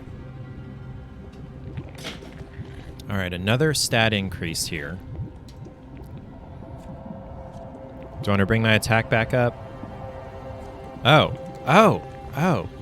You guys can vote. Vote for which one you want me to increase. Do I want to bring my attack back up? Or do I want to increase my speed so I'm more likely to go first in battle? Or do I want to increase clarity, which does all of these cool things here? Boosts resource gain, which I think is like money or whatever. And critical hit chance. And it increases the souls I get per kill, which is how I re-roll the stuff that comes out of treasure chests. Increases the amount I heal from potions. And gives me curse resistance. And the more clarity I have, the more of all of those things I get. So which one do you vote for? You can do that in the extension. You just got to, if you haven't already, refresh the page or restart the app or whatever. It's in the extension.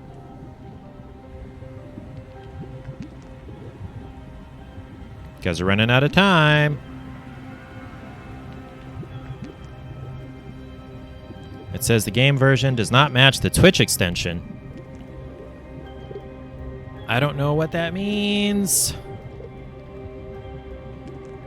Huh.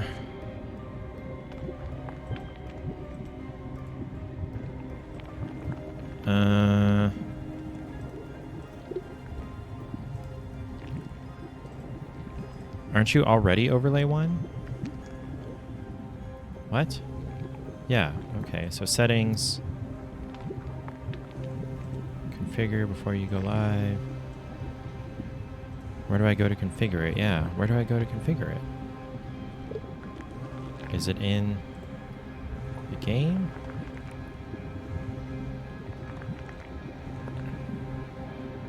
Replace the official creature or item art with viewer-submitted drawings. Wow. Draw a Rothound. Okay. Okay, version 1.2.1. And I'm at game version 1.5. So that's not my fault. Okay, that sucks. Sorry, guys. Okay, well, I feel like I need to re-increase my attack. Okay. So I'm going to one-shot him because it does a poison damage, and speed is equal. Roll for initiative. He went first. Okay. Treasure. What do we got? Reveal all cards. +2 defense with another freeze item equipped. But regardless, I get 3 speed and 1 health. I'm kind of tired of not going first in combat.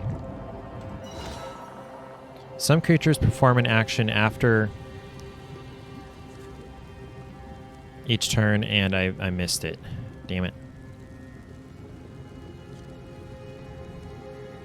So it explodes. So let's move this way. It moves. Scheisse. Okay, how much damage does it do when it explodes? 5. Frick. Oh, damn. Oh, damn. Okay, let's heal up.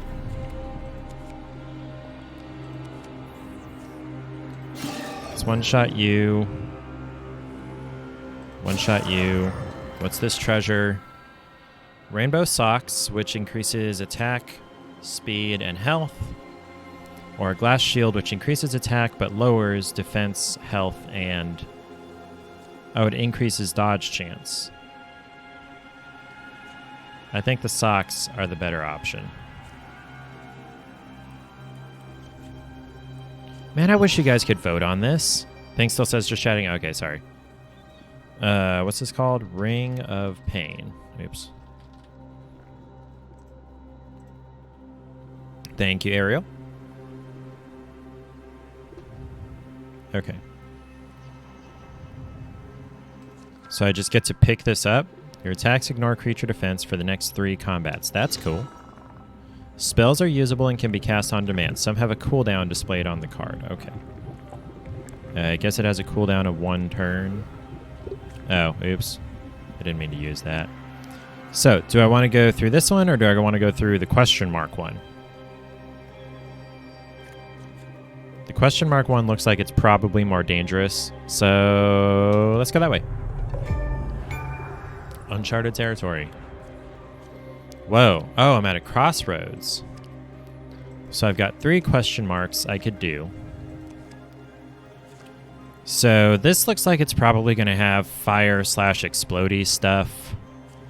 This one looks kind of more normal. This one looks like it's probably going to have like poisony type stuff. Poison is the bane of my frickin' existence. I hate poison in games. So we'll go through the semi-normal looking one. New path, patience. Okay, what is this? Is it just treasure? Cool. Do I get Fury Ore, which is +1 attack for each empty inventory slot? So the more things I pick up, the less attack I get? That's fun. Gain knockback for the next 5 attacks. I think I like this. I can only open this if I have 40 souls, which I don't. Oh, shoot, this is a whole, like, treasure room. This is awesome. Okay, what are these? Waiting rags. It gives me intimidate poisonous creatures on attack, and it increases my defense and my speed. But I lose my poison and my health boost. +20 defense for the next combat.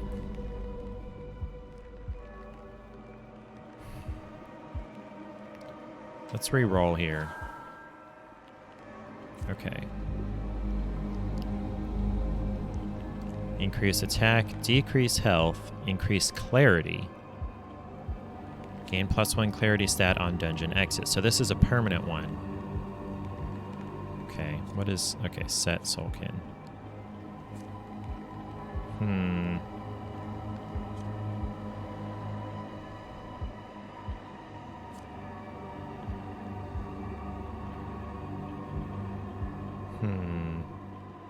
So not only does this take away the 1 health I had here, it also takes away an additional 2 health from what I have for real. Let's do the eyeballs. One shot. What is this? Okay, so increasing attack, clarity, or health. So I've done clarity the last 2 times. I feel like more clarity would be a good thing. But my attack is only up because of equipped stuff.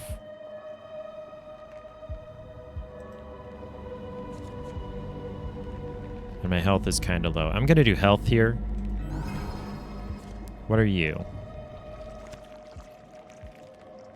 No death effect. It inflicts poison when it attacks. Its speed is 10, so it would go first, and then I would be poisoned. Okay, let's go this way. What is this? Replenish. +3 to any equipped jars uses. Summon a random nest area creature. You take no damage next turn.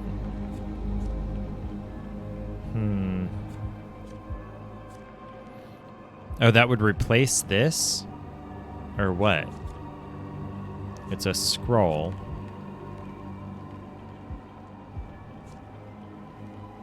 No, it's over here. Okay.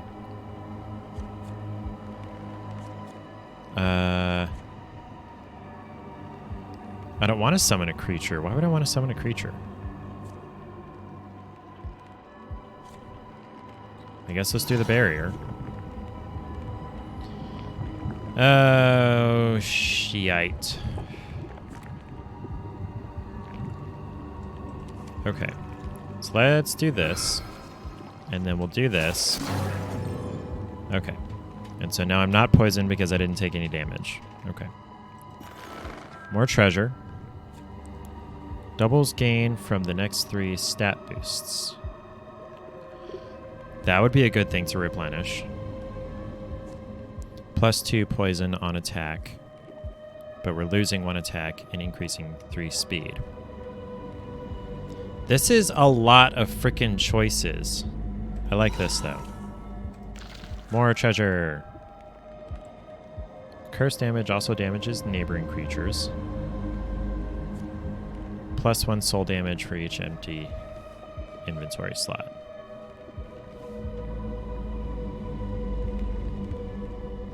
What is soul damage exactly?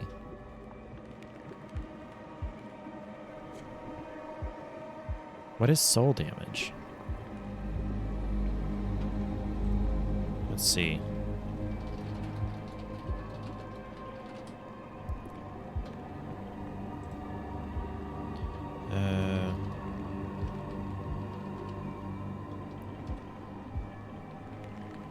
Deals damage regardless of target's stats. Okay, so it's kind of better than just straight up attack.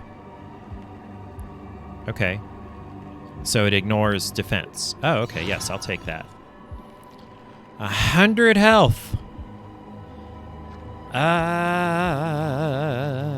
So, yeah, no, I'd be dead. I would be dead. Let's go this way. What?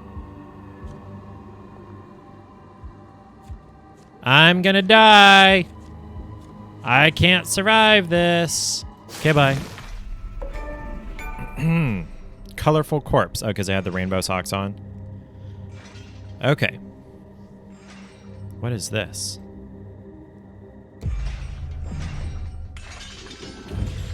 Unlocked. Fractal. Okay. Does that mean it's something I can get in the future? Okay, so I discovered all these items. Okay, so this is one of those where you're running through it over and over and trying to get farther than last time. We'll do one more. Have my Nitro Flat Pepsi.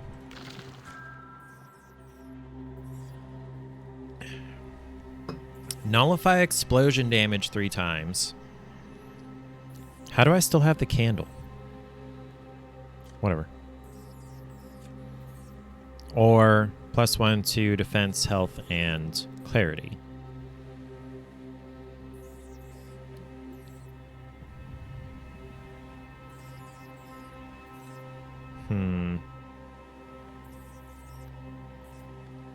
Oh, and this also increases defense and speed. Okay, let's do that. Okay. So we'll go through. Yeah, I know. At least I go first. Speed, health, or defense. We'll do speed. Because I really need to go first. Potion, I can kind of skip past. Treasure. What is wait a turn? What's it do?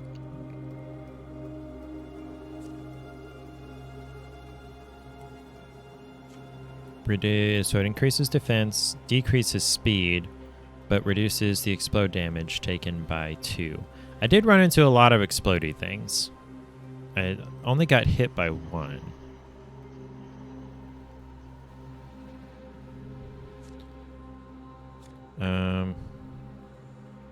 And this nullifies. I don't know that I'm going to encounter explodey 3 times. Let's reroll this. Solidarity increases my defense and my dodge chance. Increases speed, but decreases clarity? Plus 10% stealth. Oh, no, it replaces heat shield? Okay. So it looks like this. It's a charm. Okay, so that goes here.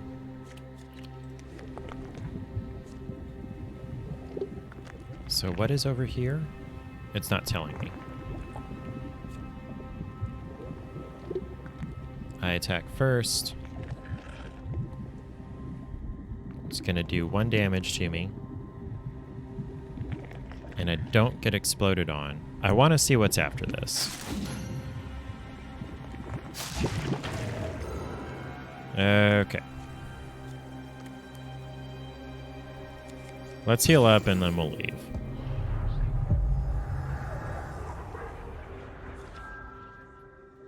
Bearing gift, a scavenged prize. Do I want to take the halberd? Yes. Okay. Yes, stat increase. Let's increase attack. I could leave to whatever that is. What's over here? Oh, yay. Explodey. Great.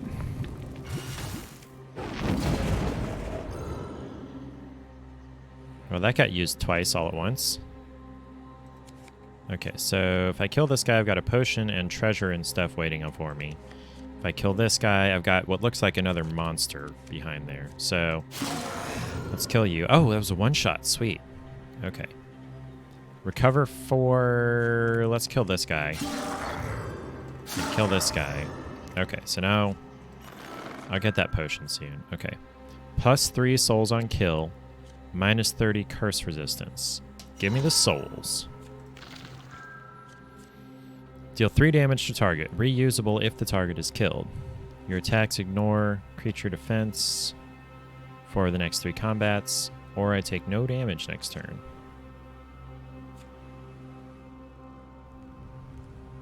So I use this as well as my normal attack, I guess.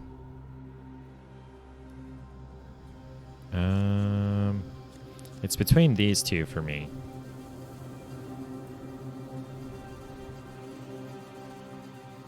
Let's do the pierce.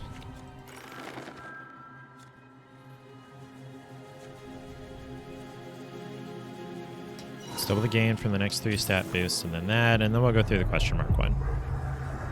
Reprieve. Oh, so this is... I'm not going to attack you. Who are you? Okay. Oh, I can only talk to it once? What is this? It's a potion.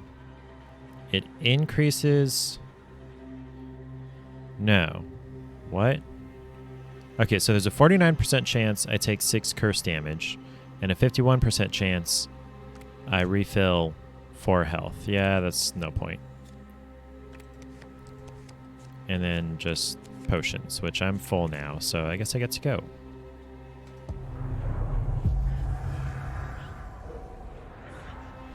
What is this?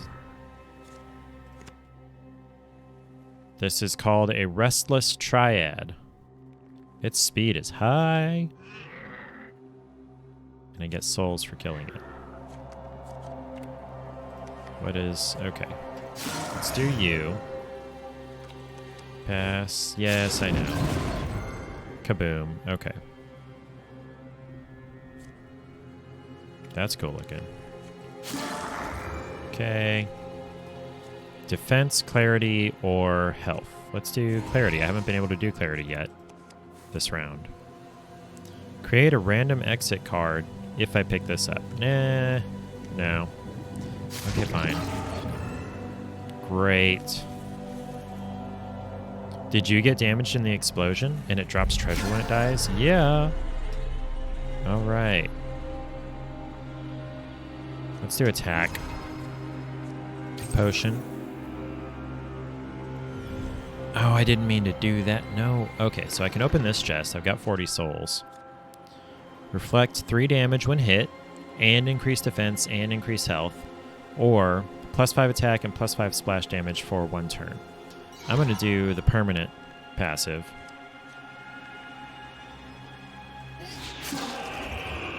They dodged, or did I dodge? More potion, please. Okay, now which door do I want to go through? Do I want the red one, or the blue one, or the plain one? The blue one was a treasure room last time, right? Ambush. Awesome. Well, at least this will be easy.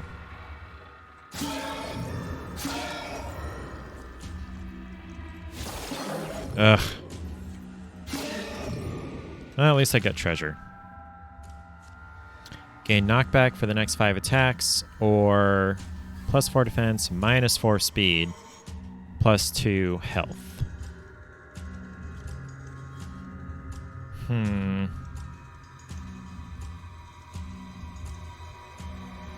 Why not get the forceful? Oh, a visitor. Is this a shop? 1 for you and 2 for me. I for value, keen I see. Okay, so I pick 1 and lose the other 2.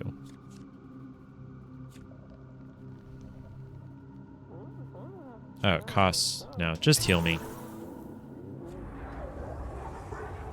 This is farther than I got last time, I guess. Let's increase. Oh. So +4 to any of these, but it decreases everything else by how much? By 1? Okay. Right, and I'm getting double the stat boost because of this. Okay.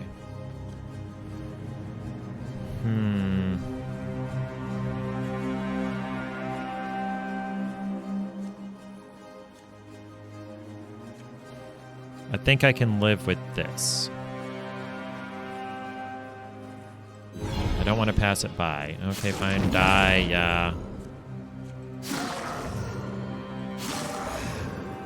What is this? Shuffle prism. Oh, does it shuffle the cards?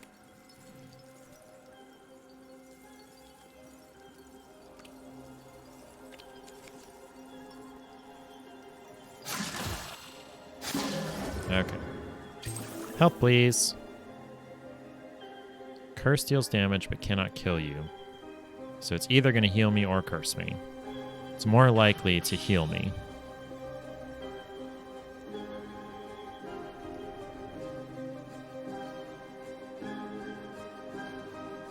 Okay. So this is just picking 1 for all of this. Let's go with attack.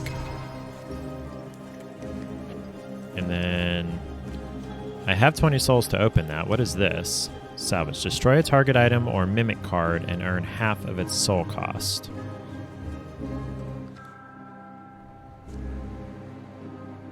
Oh, it's a spell. Wait, do I have to... Oh, dang it. Shoot, I should have... Dang. I don't want to just discard it, and I don't want to get rid of this. Can I... Oh, dang it.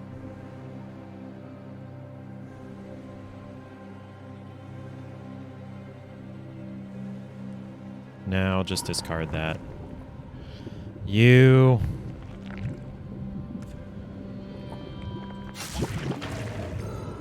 And... Okay. Alright, what is in your chest? Rainbow socks or amber. Drain creature's speed by 3 per hit, and it increases my speed and health. I like the rainbow socks. I need healing. Am I going to risk this? It can't kill me. So worst case scenario, I come out of this with 1 health instead of 6. RN Jesus hates me, but I'm going to do it. And of course, RN Jesus still hates me. Okay, let's go through the pretty portal. I'm totally going to die next.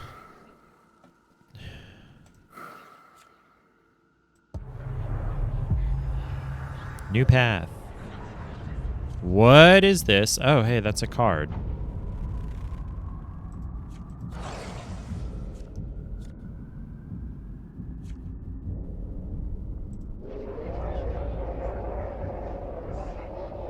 Though aid my life, I guarantee. Oh, hey, it's a big giant card right here. Is it going to heal me? What happened? What happened?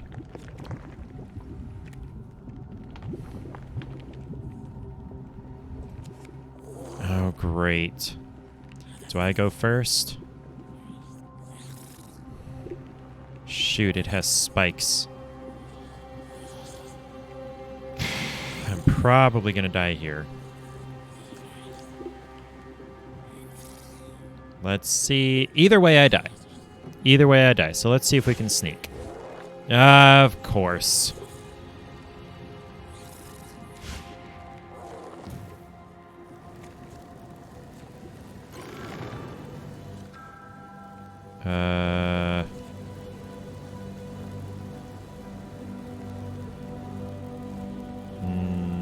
No, discard them both. I knew it. Okay, I'm dead. Okay. So this is another one of those endless. You never really win. You just do a little better each time. Okay. Yeah, that's going to be that for me. Open the thing. What do I get? A collection.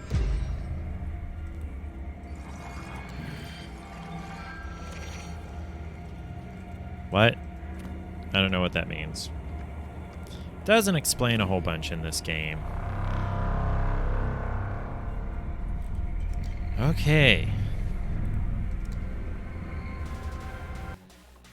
Creepy. That music was kind of oppressive.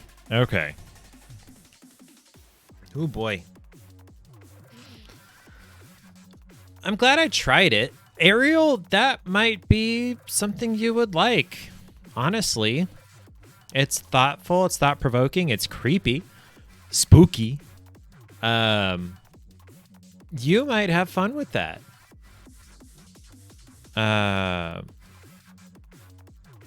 If I wasn't... Was it fun? For me, not so much. It was kind of engrossing in that it threw you right into things and it explained things as you went. And it's got that kind of spoopy, P-spoopy. It's got that kind of... the thing that mobile games have a lot where it sucks you in because you're like, oh, I made it this far and then I can make it farther and then I can make it a little bit farther. And then if I try somewhere, I make it a little bit farther. That's a big staple of mobile games. And I feel like this probably was a mobile game originally. And if it wasn't, I'd be very surprised if it doesn't become a mobile game. And so that kind of game to me is not very fun. I like more of an adventure. Zelda games are like my all-time favorite games. Thank you for following Ziploman82. I appreciate it. My name's Robert, by the way, and I try things. Typically on Thursdays, and I know this is Friday, but typically on Thursdays, I try whatever game or games are free from the Epic Games Store. Most of what we're seeing here is my backlog. Ring of Pain was free yesterday, and it's free until this coming Thursday. Zap, you know Zippo Man? Hi, Zippo Man. Friend of Zap is friend of mine. So yeah, I try things. Typically, I try whatever game is free that week.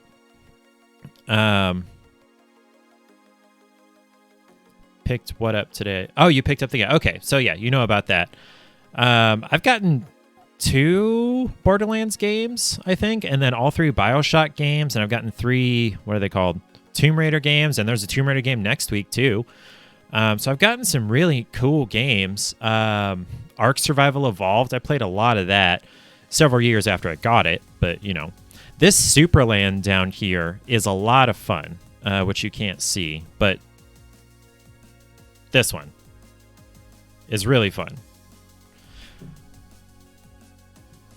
Lol know what? Oh, so Zap, you were just welcoming him or them? You don't know them? Okay. So that's what I do on Thursday, and then I've also got, you may be able to see over my shoulder, there we go, the treats that are on the candy machine here. I try random foods that I've never seen before as I find them. I also try different drinks. I tried Nitro Pepsi tonight, which basically tastes like a mostly flat Pepsi. Without that, yes, it's mildly gross, but it's not like it's sat overnight and it's completely flat. It doesn't have that weird mouthfeel. It's just less bubbly. I don't know how to describe it. If I want nitro, I'm going to do it in beer. Soda, not so much a thing. Where was I? Okay, so Thursdays I do whatever the free game is that week. And then Sunday, I either try to catch up on my backlog or do whatever the heck I want. Earlier in the stream today, I did this. We're looking at remodeling this downstairs area, and so I drew up... Oh, shoot, you can't see that.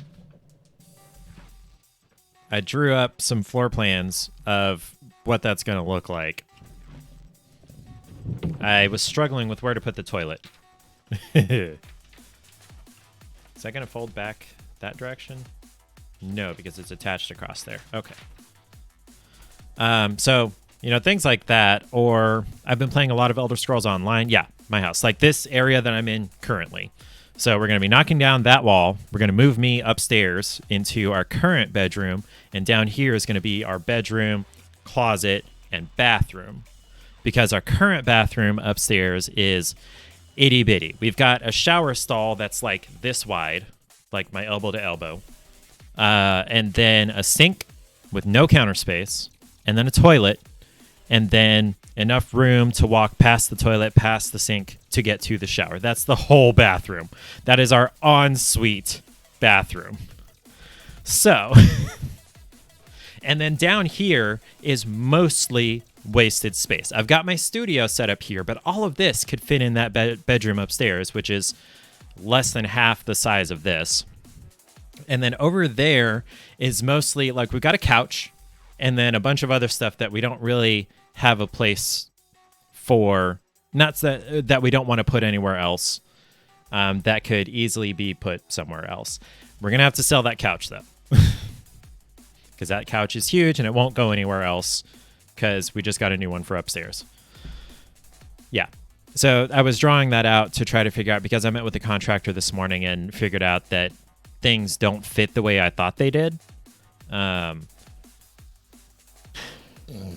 Thankfully, the number one thing that he pointed out that was going to be a huge problem is not going to be quite so much, or really any of a problem. The plan was to move the washer and dryer, which are right on the other side of this wall, out into the garage, but it was going to be in front of the electrical panel, which according to the National Electric Code can't do. It needs clear access within 30 inches by 36 by 6.5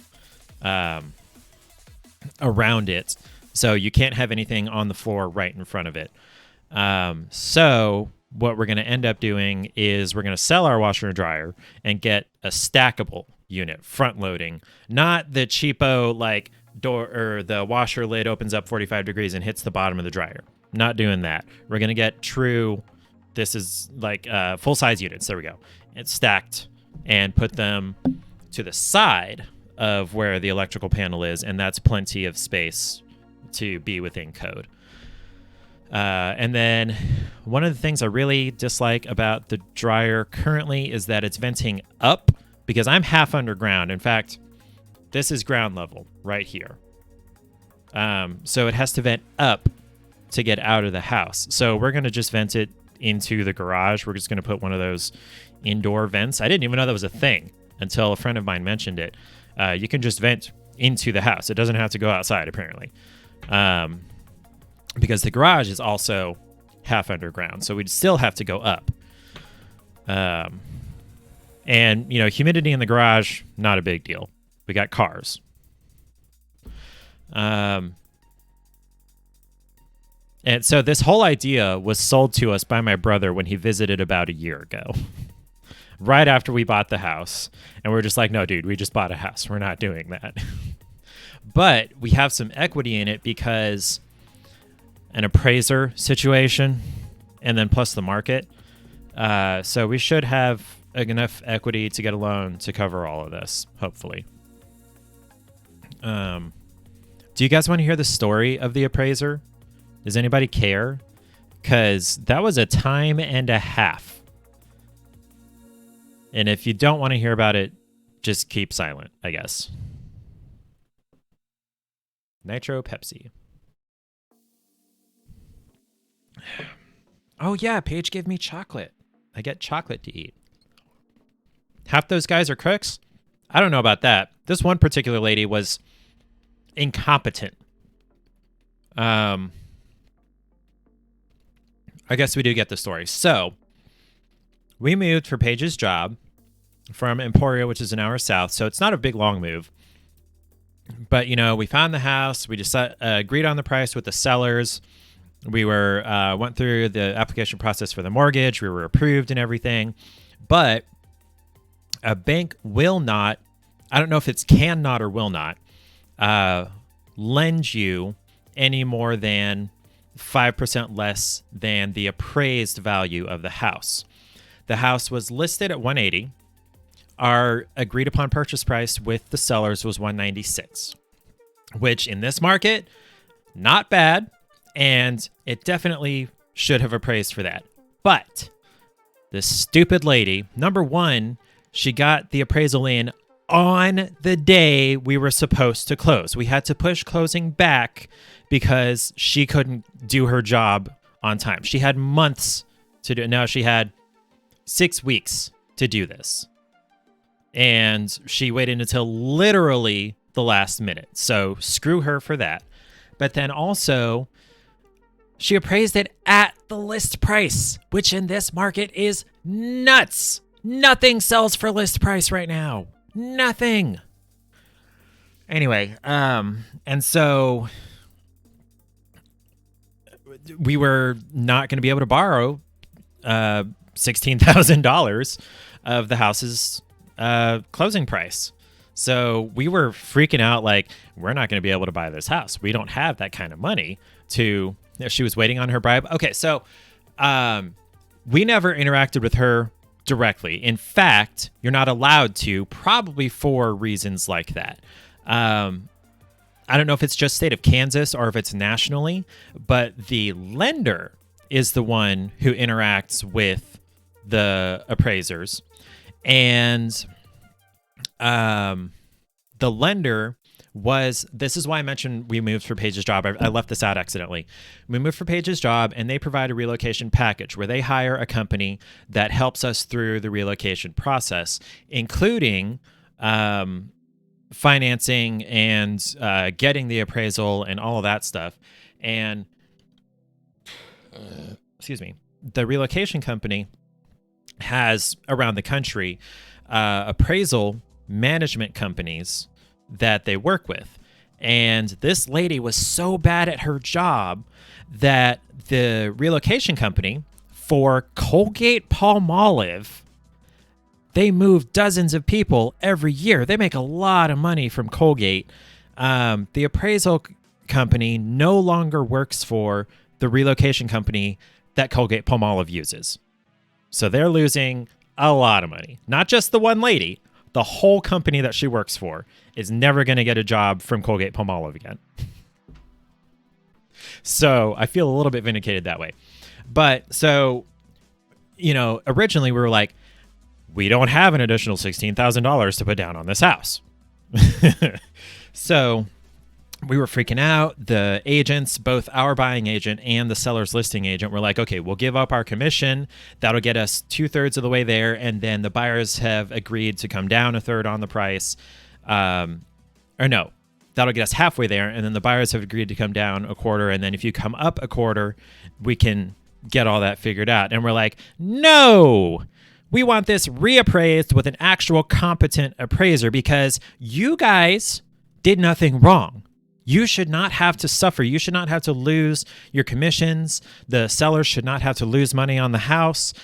That's not fair. We want this reappraised, and we'll wait on it. We'll wait a couple of weeks. We can get up to 60 days temporary housing from the relocation company. They'll pay for it. They'll throw us in a hotel or an Airbnb or whatever for up to 60 days. And then right after we had decided that, and it was a Saturday, so we couldn't contact anybody to get a reappraisal until Monday. But banks still operate, and the funds from selling our old house, Colgate Palmolive is awesome. It's a good company to work for. Anyway, we had sold, the plan was sell the old house on such and such day, right?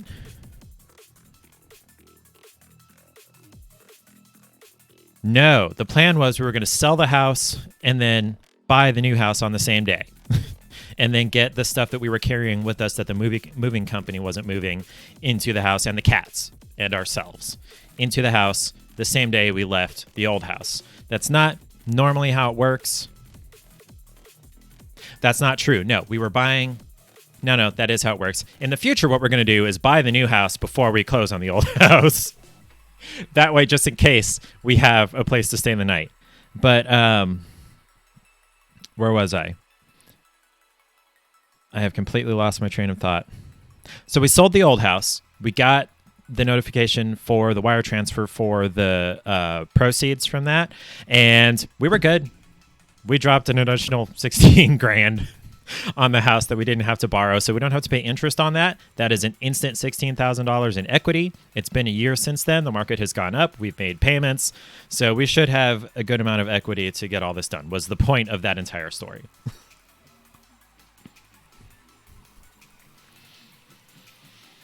And you may be wondering, what does Colgate Palmolive do in Topeka, Kansas? It doesn't. Hill's Pet Nutrition is headquartered in Topeka, Kansas, and Hill's is owned by Colgate.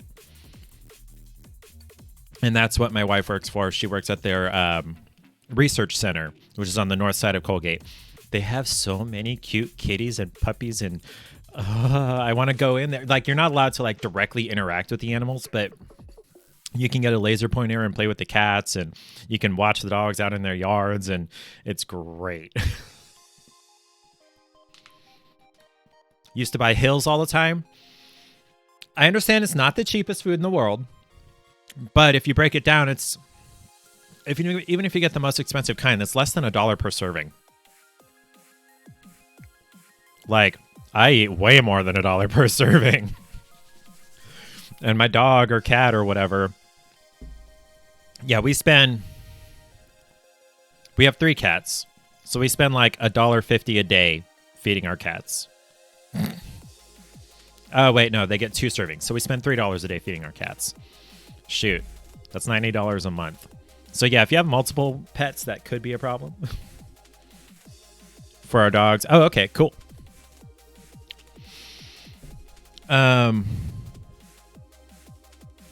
So wait, so Zippo Man, how did you come across my stream?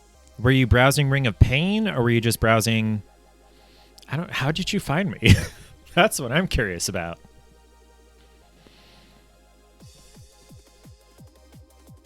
Can I ask why you were browsing Ring of Pain? I have no idea how long this game has been out. Let's go to the store page. No, I didn't mean to launch it.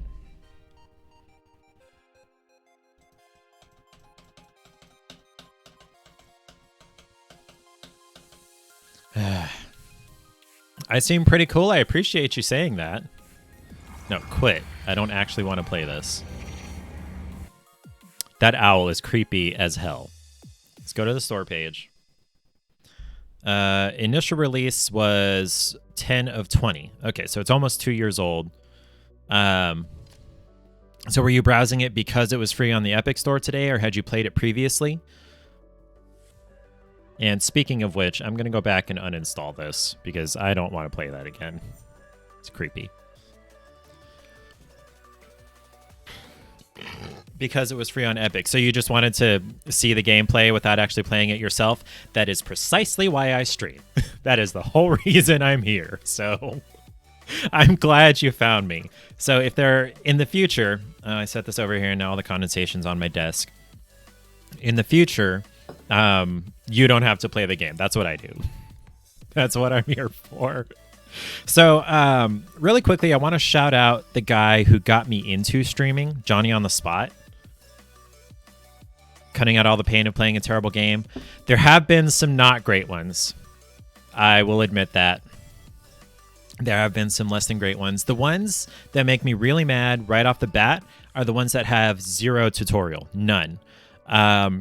And almost worse than that are the ones that give you, here's this huge freaking manual to read of how to play before you ever start playing. Because if you don't read this before you play, you're not going to know what you're doing. Like,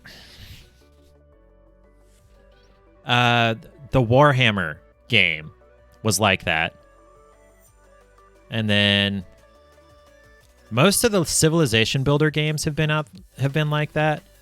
Some of them, a couple of them had playable tutorials, but then they were just so involved. That's just not my style of game. There was one with dwarves that was like a real-time strategy thing. What was that? Was it the Warhammer? Oh, no, it was... No, it wasn't the Game of Thrones board game. What was it? This, brothers, no tutorial.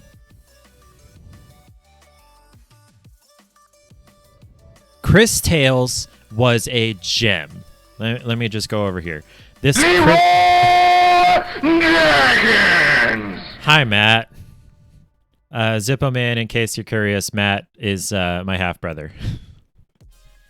And he does that. But this Chris Tales was a really unexpected gem. I was not expecting much out of this when I started playing it. Yes, you got me, Matt. I was not expecting much out of this when I started playing it, but it is visually gorgeous. And it's a really interesting combat system. So interesting. And story and exploration system. And if you missed out on that one, that kind of stinks. Deponia was funny. It's a point and click. Where is the game I'm thinking of? Fortnite X Dragon Ball. Yay. Hand of Fate was another surprising gem.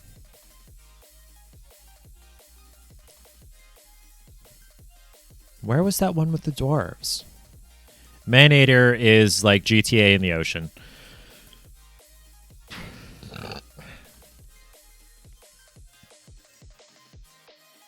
I think I need to try playing Neo again now that I've got a beefy computer because my old computer couldn't really run it. Could hardly run it. Where's the one that I was looking at?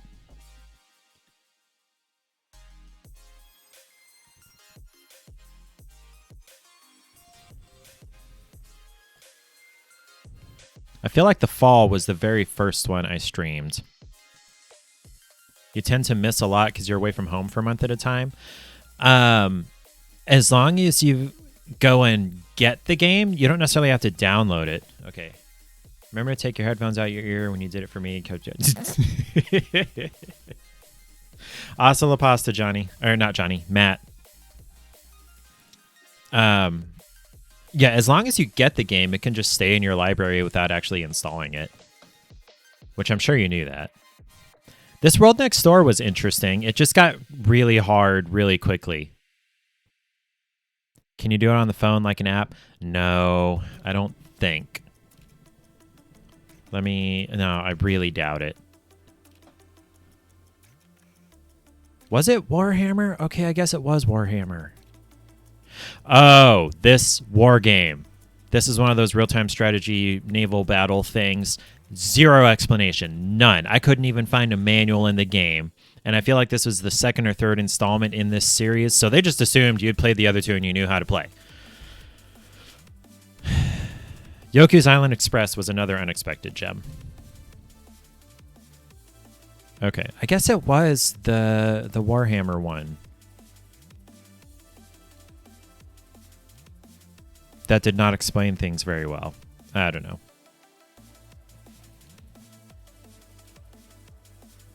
Yeah, I really doubt. Let me just see if there is an Epic Games Store app. Where is my app store? There it is. Or Play Store, I guess. Let's see.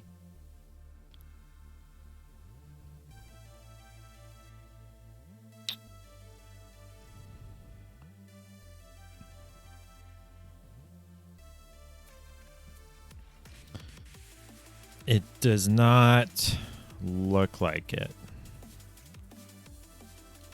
No, it looks like there's not. At least not on Android. I don't know about the Apple App Store. Okay.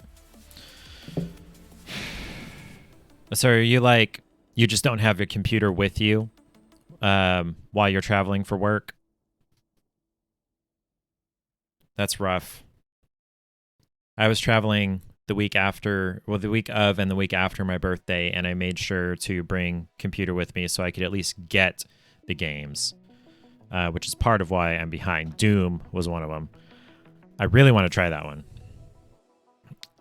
Destiny, I don't know if that even counts as the weekly free game because it started last week and then it's gone through into this week. Like, it's not the 1 week, it's a different thing. You don't have internet either because you're in the... Oh, so do you like work on an offshore oil rig? Okay. Yeah, that's rough. Well, now you have me, so you can experience the game. Are you a tugboat captain? So, I thought tugboats operated close to shore. Am I wrong? I'm probably wrong, aren't I?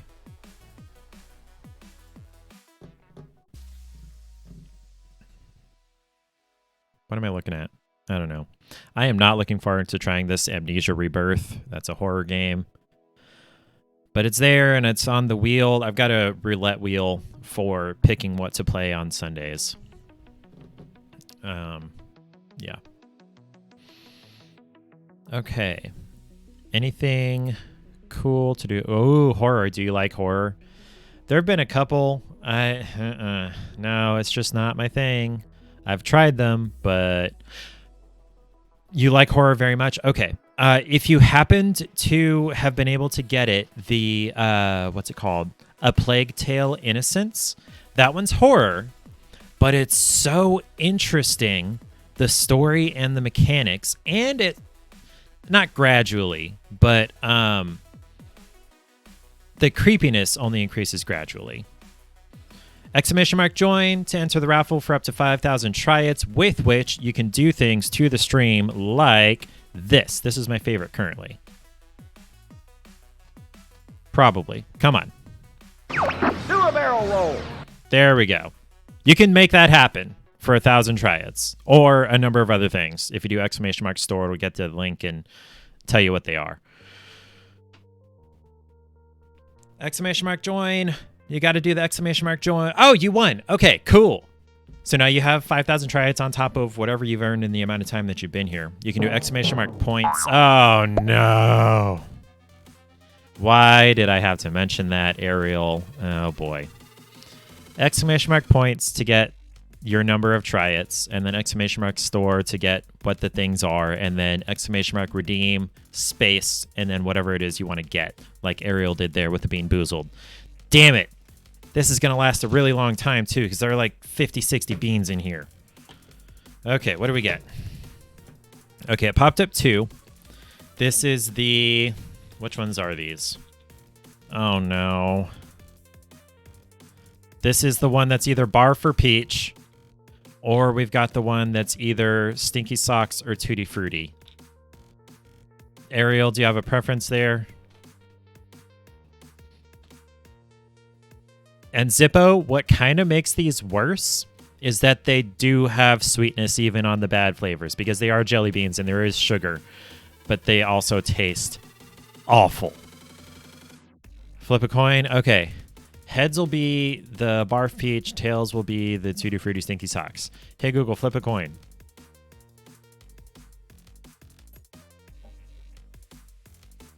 It landed on tails. Tails. Okay. Tutti Frutti / Stinky Socks. Come here. And then you get back in there. Sorry, I don't understand.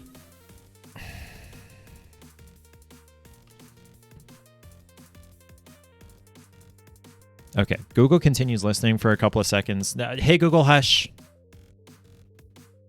Playing some music on Pandora. Hey, Google, stop the music. Hey, Google, be quiet. Hey, Google, stop. Jeez.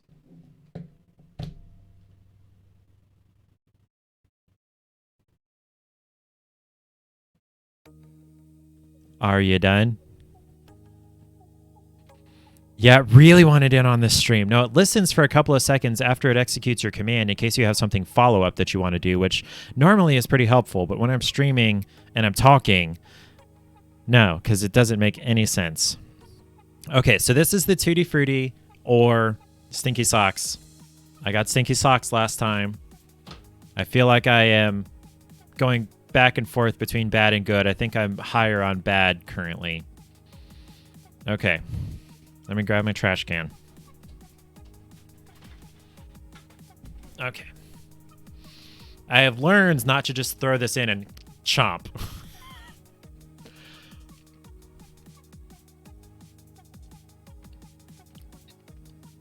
Okay. That's Tutti Frutti. It mostly actually tastes like bubblegum. If that's what Tutti Frutti is supposed to be, sure. I'm just really relieved it wasn't Stinky Socks. I forget who it was that suggested I should get Bean Boozled. Was it Shot? I forgot to shout out Johnny. And it looks like Paige is not getting her Perkins cake today. Sorry. What was I saying? Okay, so I'm going to shout out Johnny. Because he's the guy that got me into streaming. Good grief.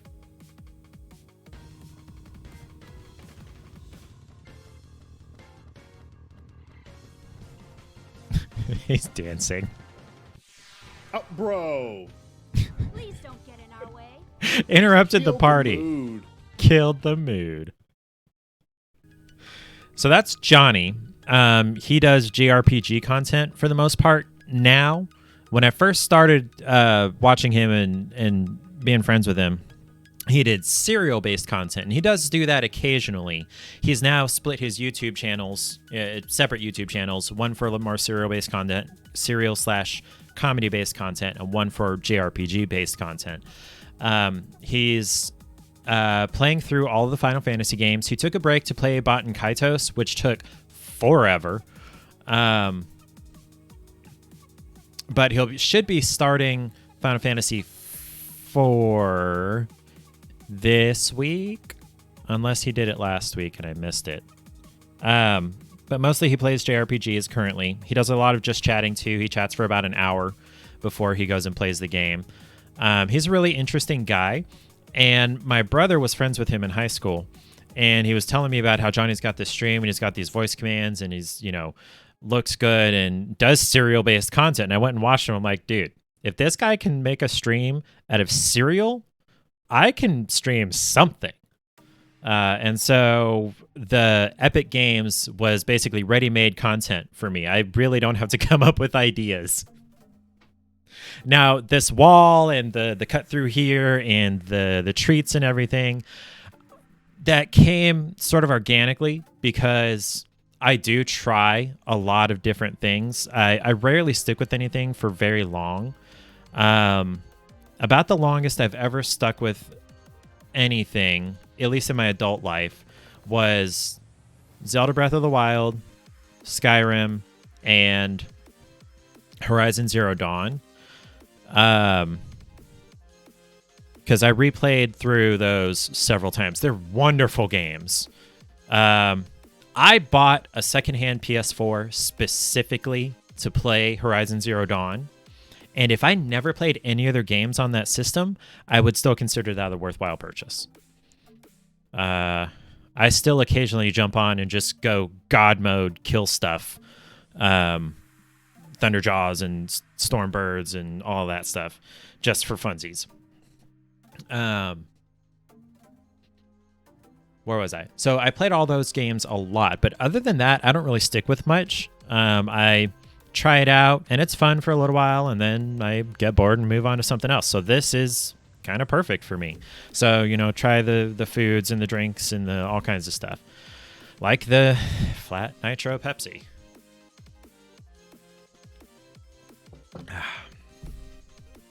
Okay. I think that's enough self-introduction. To end things out, Zippo Man, since you're not part of the Chaos Kingdom, which I very rarely mention, but the Chaos Kingdom is the Discord group that I'm a part of. I'm not an admin or anything. Johnny, actually, it's more or less his Discord, but him and Mego and Princess kind of run it together, mostly Johnny. And it's mostly content creators and mostly streamers. So if you want to interact with me and other streamers, you can do that. And then I also want to shout out the only person that I am subscribed to. And I'll shout out Ariel too. But I'm going to shout out the only person I'm subscribed to. That was SplatZap that welcomed you when you first came in. And then hopefully this works, and if it doesn't, I will be a very, very sad nugget, and I will bury my head in a hole and just end stream out of pure frustration. SplatZap is the Robert! Oh, hey, yay. You freaking freak. Did it work? Wait, did it work? It worked! It actually works!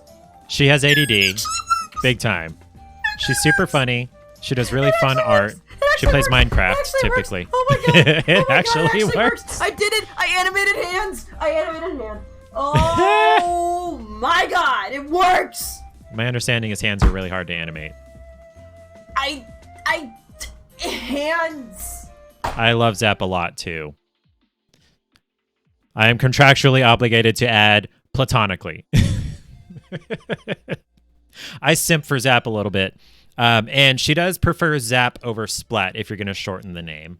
She'll answer to Splat, and she's okay with it, but she likes Zap. But hey, there she is. Splat Zap, I was just talking about how I love you platonically because I have a wife. Like, every time I mention that I simp for Zap, she's like, you have a wife. I'm like, yes, I know, but I love Zap. And then Zap does not currently have a face cam. She has plans to sometime in the future do a face reveal and maybe a VTuber thing or whatever. And then we'll shout out Ariel, XX Moon. She is my one and only mod. I certainly did as I think. a teen. Or did I make Zap a mod? And she's playing Minecraft with Zap. Is Splat having a stroke? I'm getting concerned. Subscribe and prime. Subscribe. I have green sword. Oh, you do have the green sword. Okay, yes. Okay, so these are both my mods. Ariel was my only mod for a while. And yeah, that's all I'm going to do with that. I love them both. They're great. Ariel normally does a face cam. I guess she just didn't have one at that point. Still your best clip. What about the one where you scream in that one horror game?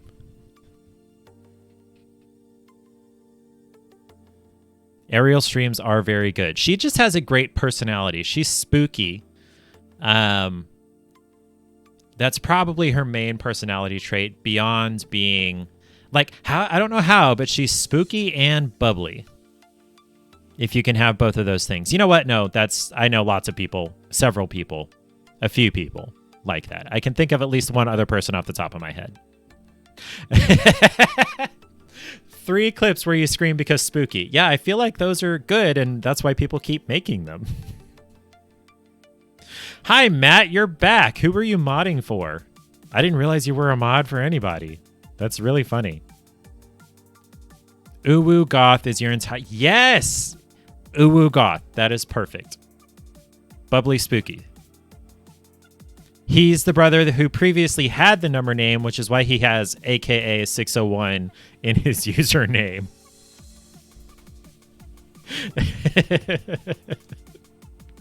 Because he used to be a 601. Dragons! I have other sounds, Matt.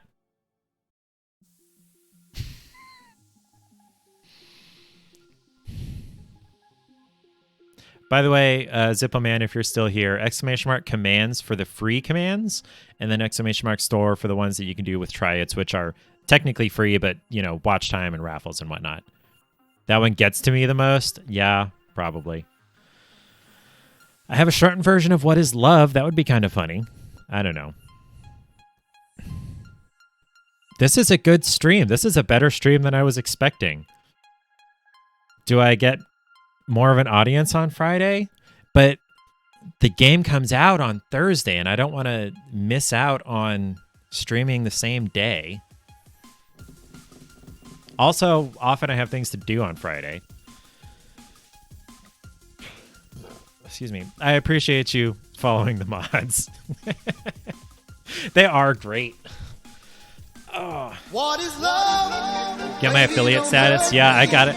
I'm at 2.5 something viewers per stream. That's what I'm working on, is the three viewers per stream. You want to do a funny poll? What would be the funny poll? Do I want to know? Do you want to save that for when I do get there? If I do get there? Let's see. By the way, where is it? I thought I had a button for it. Okay. Yeah, there it is. Okay. By the way, if and when I get funny shit. Okay. Or random shit. Yes. If and when I get affiliate, I'm going to use SplatZap's Strawberts as my emotes, which is one of these.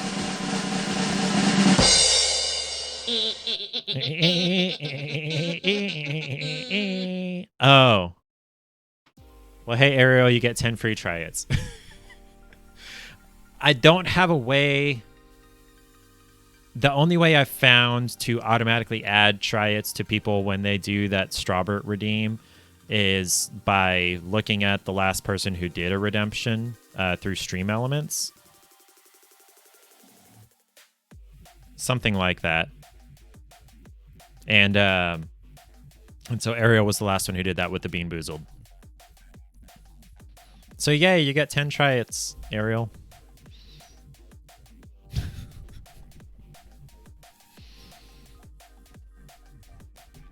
Yeah, you almost have enough for another effort.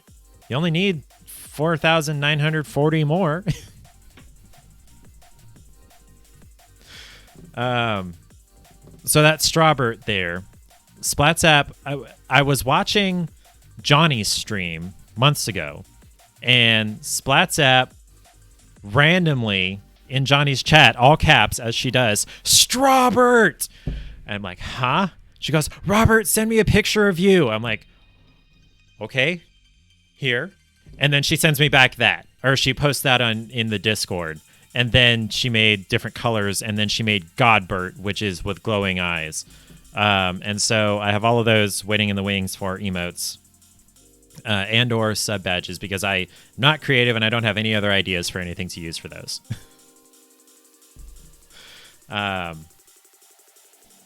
Yeah. This did happen. 'Tis true. Factual. It's the truth. It's actual.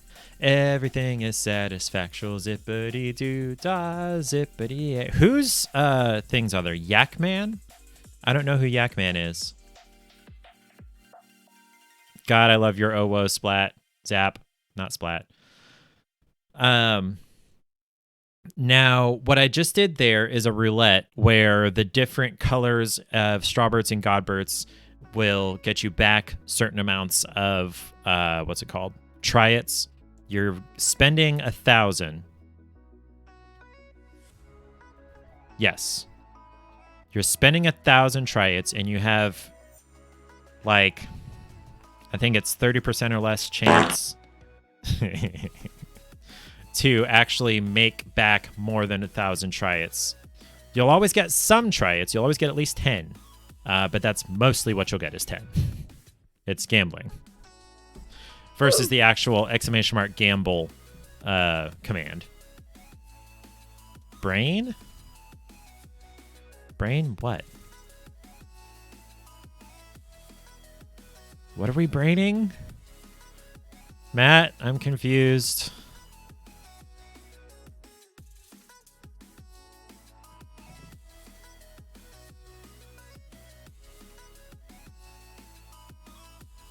Wait, why am I getting 2 pies?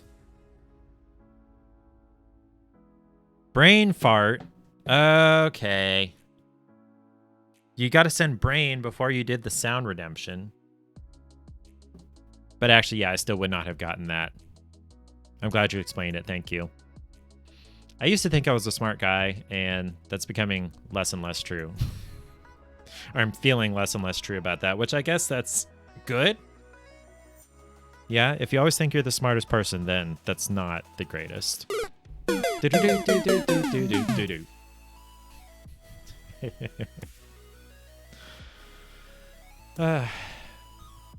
I'm glad you guys are here.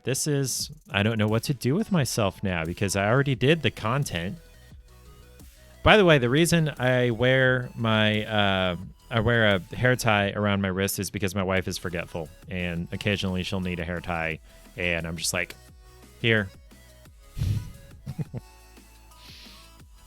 Oh, I'm glad Ariel's here. Oh, that was weird. See, things like that are why people used to think I was gay. In fact, some people still think I'm gay, even though we've been married 5 years. Am I going to get this pie tonight?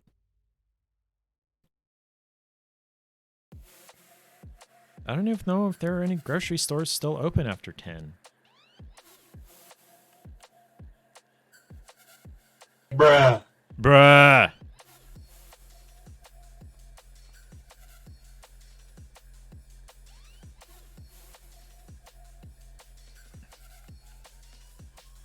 So Hy-Vee closes at 11, Dillon's closes at 10, Dollar Tree closes at 10, Target closes at 10.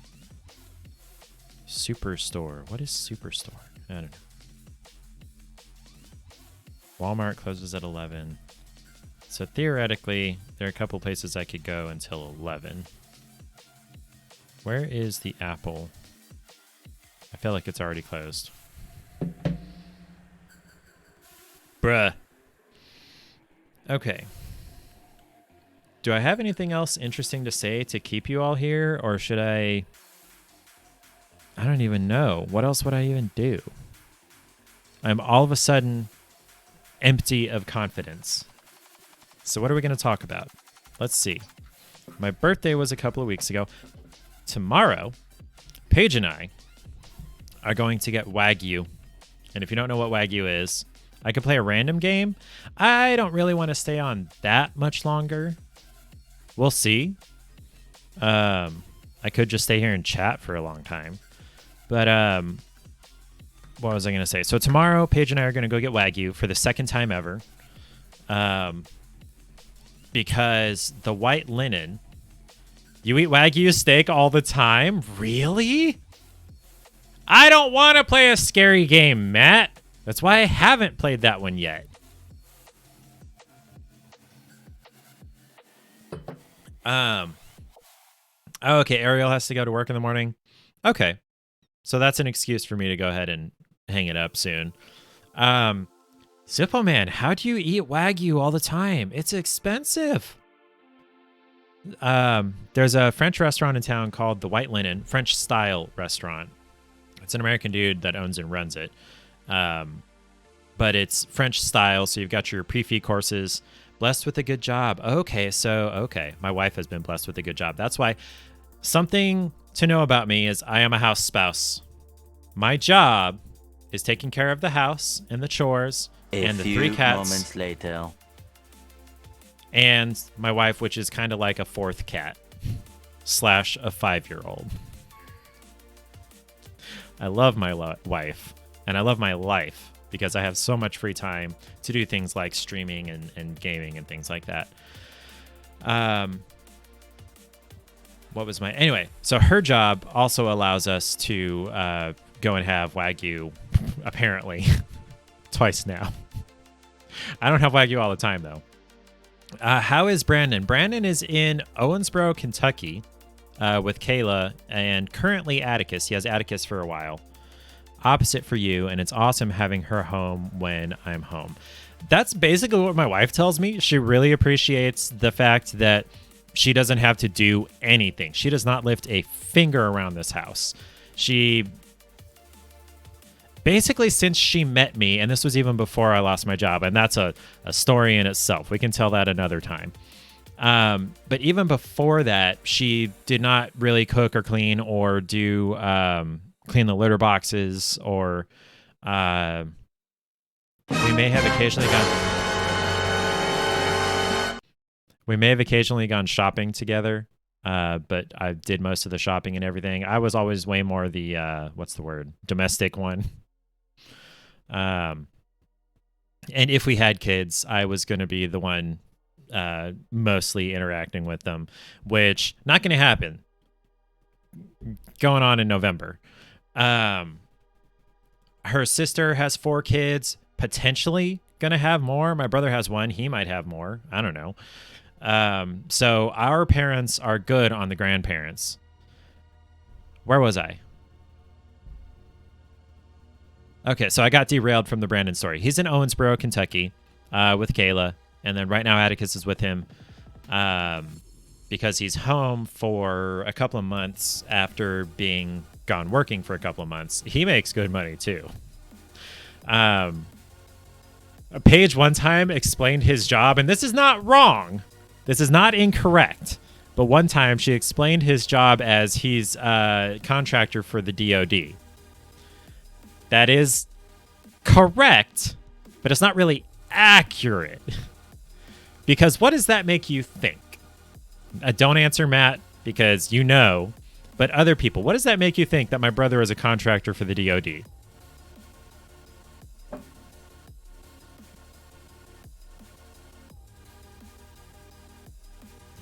Oh, that's good. Whiskey is good. Whiskey's fun. I like whiskey. Okay, nobody's answering. All right. It makes you think that he's like a private defense contractor, a mercenary, basically, a gun for hire. He's not. We'll talk about you being legal in a minute, Matt. You don't even know what the DOD is. It's Department of Defense, the Army, or the military. It makes him sound like he's more or less a private defense contractor. I don't even know what they do. Sounded wrong, you being legal? Okay. But that's what it sounds like when you say that he's a contractor for the DOD. What he actually does is he installs network systems at DOD medical facilities.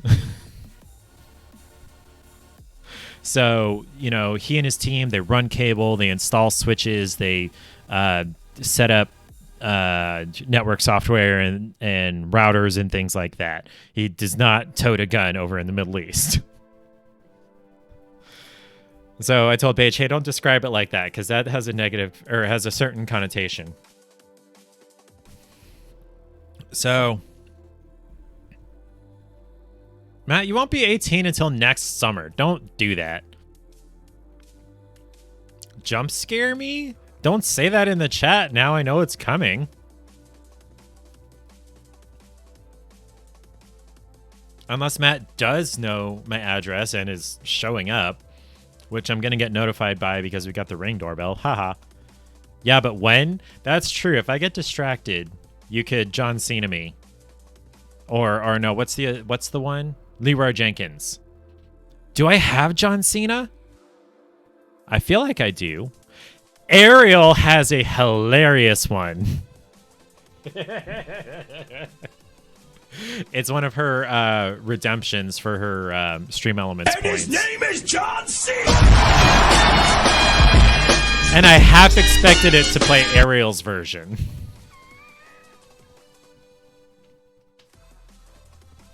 Ariel, yours is so great.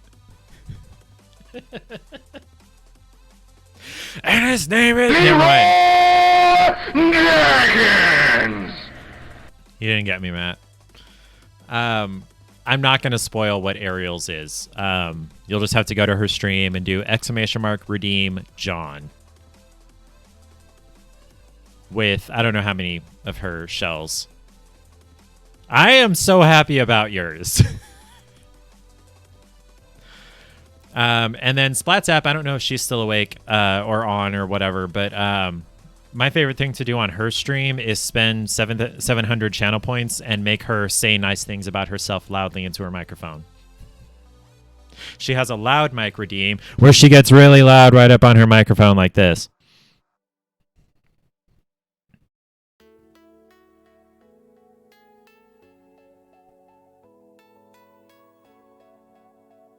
Okay, I was so confused by that. Okay, all of your sounds are 1,000 shells. Okay, I have like 3 million, so it doesn't matter. But like Splat's I don't know so much that she really gets down on herself. She just doesn't have confidence in herself. So she has a loud mic redeem, and she'll say whatever you type really loudly into her mic. And so I make her say things like, my name is Zap, and I'm awesome, and my friends all love me, and I deserve every bit of it. And she, like, struggles to say those nice things about herself. And I'm just trying to desensitize her. Trying to train her that, okay, it's not bad for me to say and think and feel and believe those things. That is all I spend my channel points on hers. That's way longer than I thought it was, too. You guys ever seen The Croods? I think it's a DreamWorks one. Has Emma Stone is the main character's voice, and it has Nick Cage as her dad. And they are Neanderthals. Long. Oh, dun dun dun is long. Yes. So Emma Stone is Eep, and her family are Neanderthals, and they have their routine, and they never deviate. They never go anywhere new. They never do anything fun, really, because everything will kill you. And her dad is not wrong in believing that and forcing that upon them. However, the world changes, and she meets Guy, who is whatever it is after Neanderthal. Raffle time! Exclamation mark join to win up to 5,000 try-its, with which you can mess with the stream with things like this. Or you can make me Bean Boozle. You can change the face that goes here when you do exclamation mark creep in the chat. No, join, Ariel. You did John. There you go. Just in time. Who wins? Ariel wins all 5,000 try-its. Like she needs them. You can make me sing karaoke. You can make me impersonate people. Ariel needs sleep. Yes, Ariel, go to bed. Get your rest. Enjoy your job at the store that I know what it is, but I can't tell anybody. I don't even know what town you're in. Yeah, you can make me impersonate people. You can make stuff happen in my game. Honk. You can... Where'd it go? I lost it. Okay, you can make me shoot a paper ball over my shoulder to gamble some of your try-its. If it makes it in the can, you double what you spent. And if it doesn't, then too bad. What else? You can do the flippy thing. And if you have other ideas for things to happen on screen, I have, heard and had ideas for, voice changers or filters or whatever. Johnny knows what town you live in now. He has your whole freaking address now. Wait. Did he send you stuff or did you send him stuff? Who sent what to who? I remember there was a thing about that. I just can't remember which direction it went.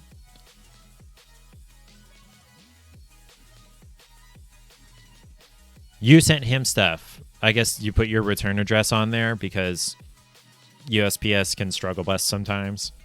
I still love them, though.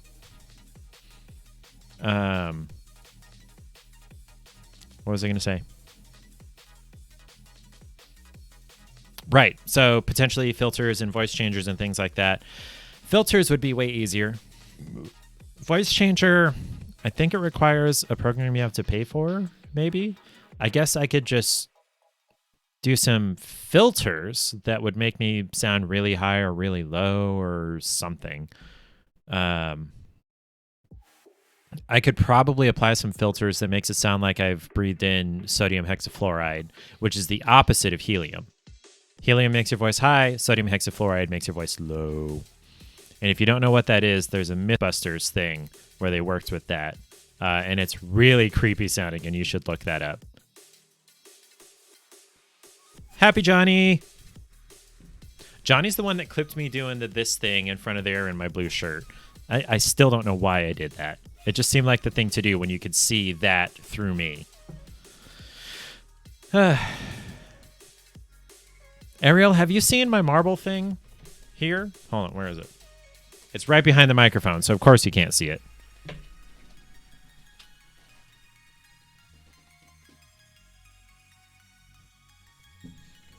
My marble maze, Delio. Leroy Dragons! Matt, I think you've desensitized me. That was a surprise, but I wasn't really that startled. Sorry.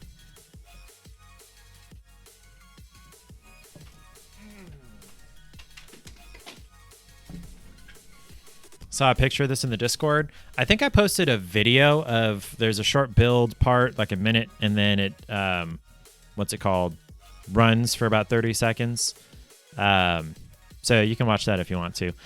Paige got it as an early birthday gift for me for while we were in Oklahoma on her work trip before we went to Kentucky. I had a whole day where she was working and I wasn't doing anything, and I wasn't at home, so I couldn't do stuff.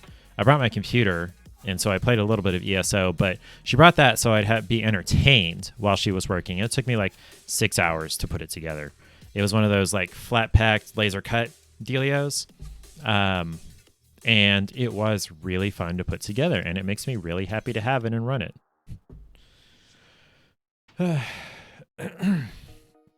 And part of the reason she got that is because I had previously built this thing, which is a puzzle box from the same company.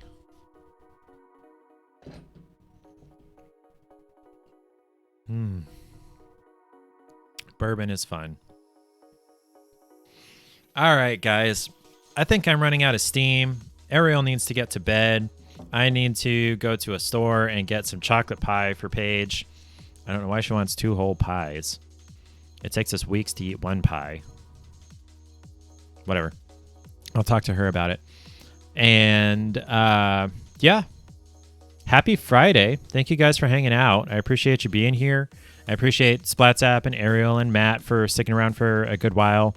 Zippo Man, thank you for dropping in. Thank you for following. Hopefully you'll be able to enjoy, the Epic Games when you can't actually enjoy them yourself.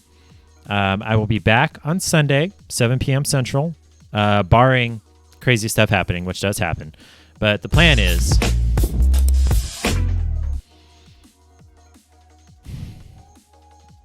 That's more embarrassing than I thought it would be. Because everyone knows what that is, and it flashes the whole name up on the screen. Floor department at Ariel's store got a ton of Halloween decor, and you think you know where all your money's going to be going after the rent is paid. That is Ariel. Our, what is it in Discord? Hold on. I got to look this up. Goddess Goth Woo Queen Mommy Ariel. Is that right? Hold on.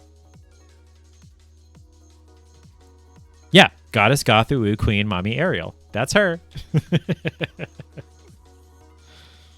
What am I tagged in here? Tank Talk. I'm not a tank. Oh, okay. Unfortunately. No, it's wonderful. It's on brand. It's on the Goth Woo brand. Goth Woo Mommy Queen brand. Thank you, Matt. Okay. I really will be going. Everybody have a great night. Be safe. Stay hydrated. And don't do anything you don't want to explain to paramedics. Like if you're too embarrassed to explain it to the paramedics, you probably don't want to do it. Okay. Have a great night. I will see you on Sunday. Matt says.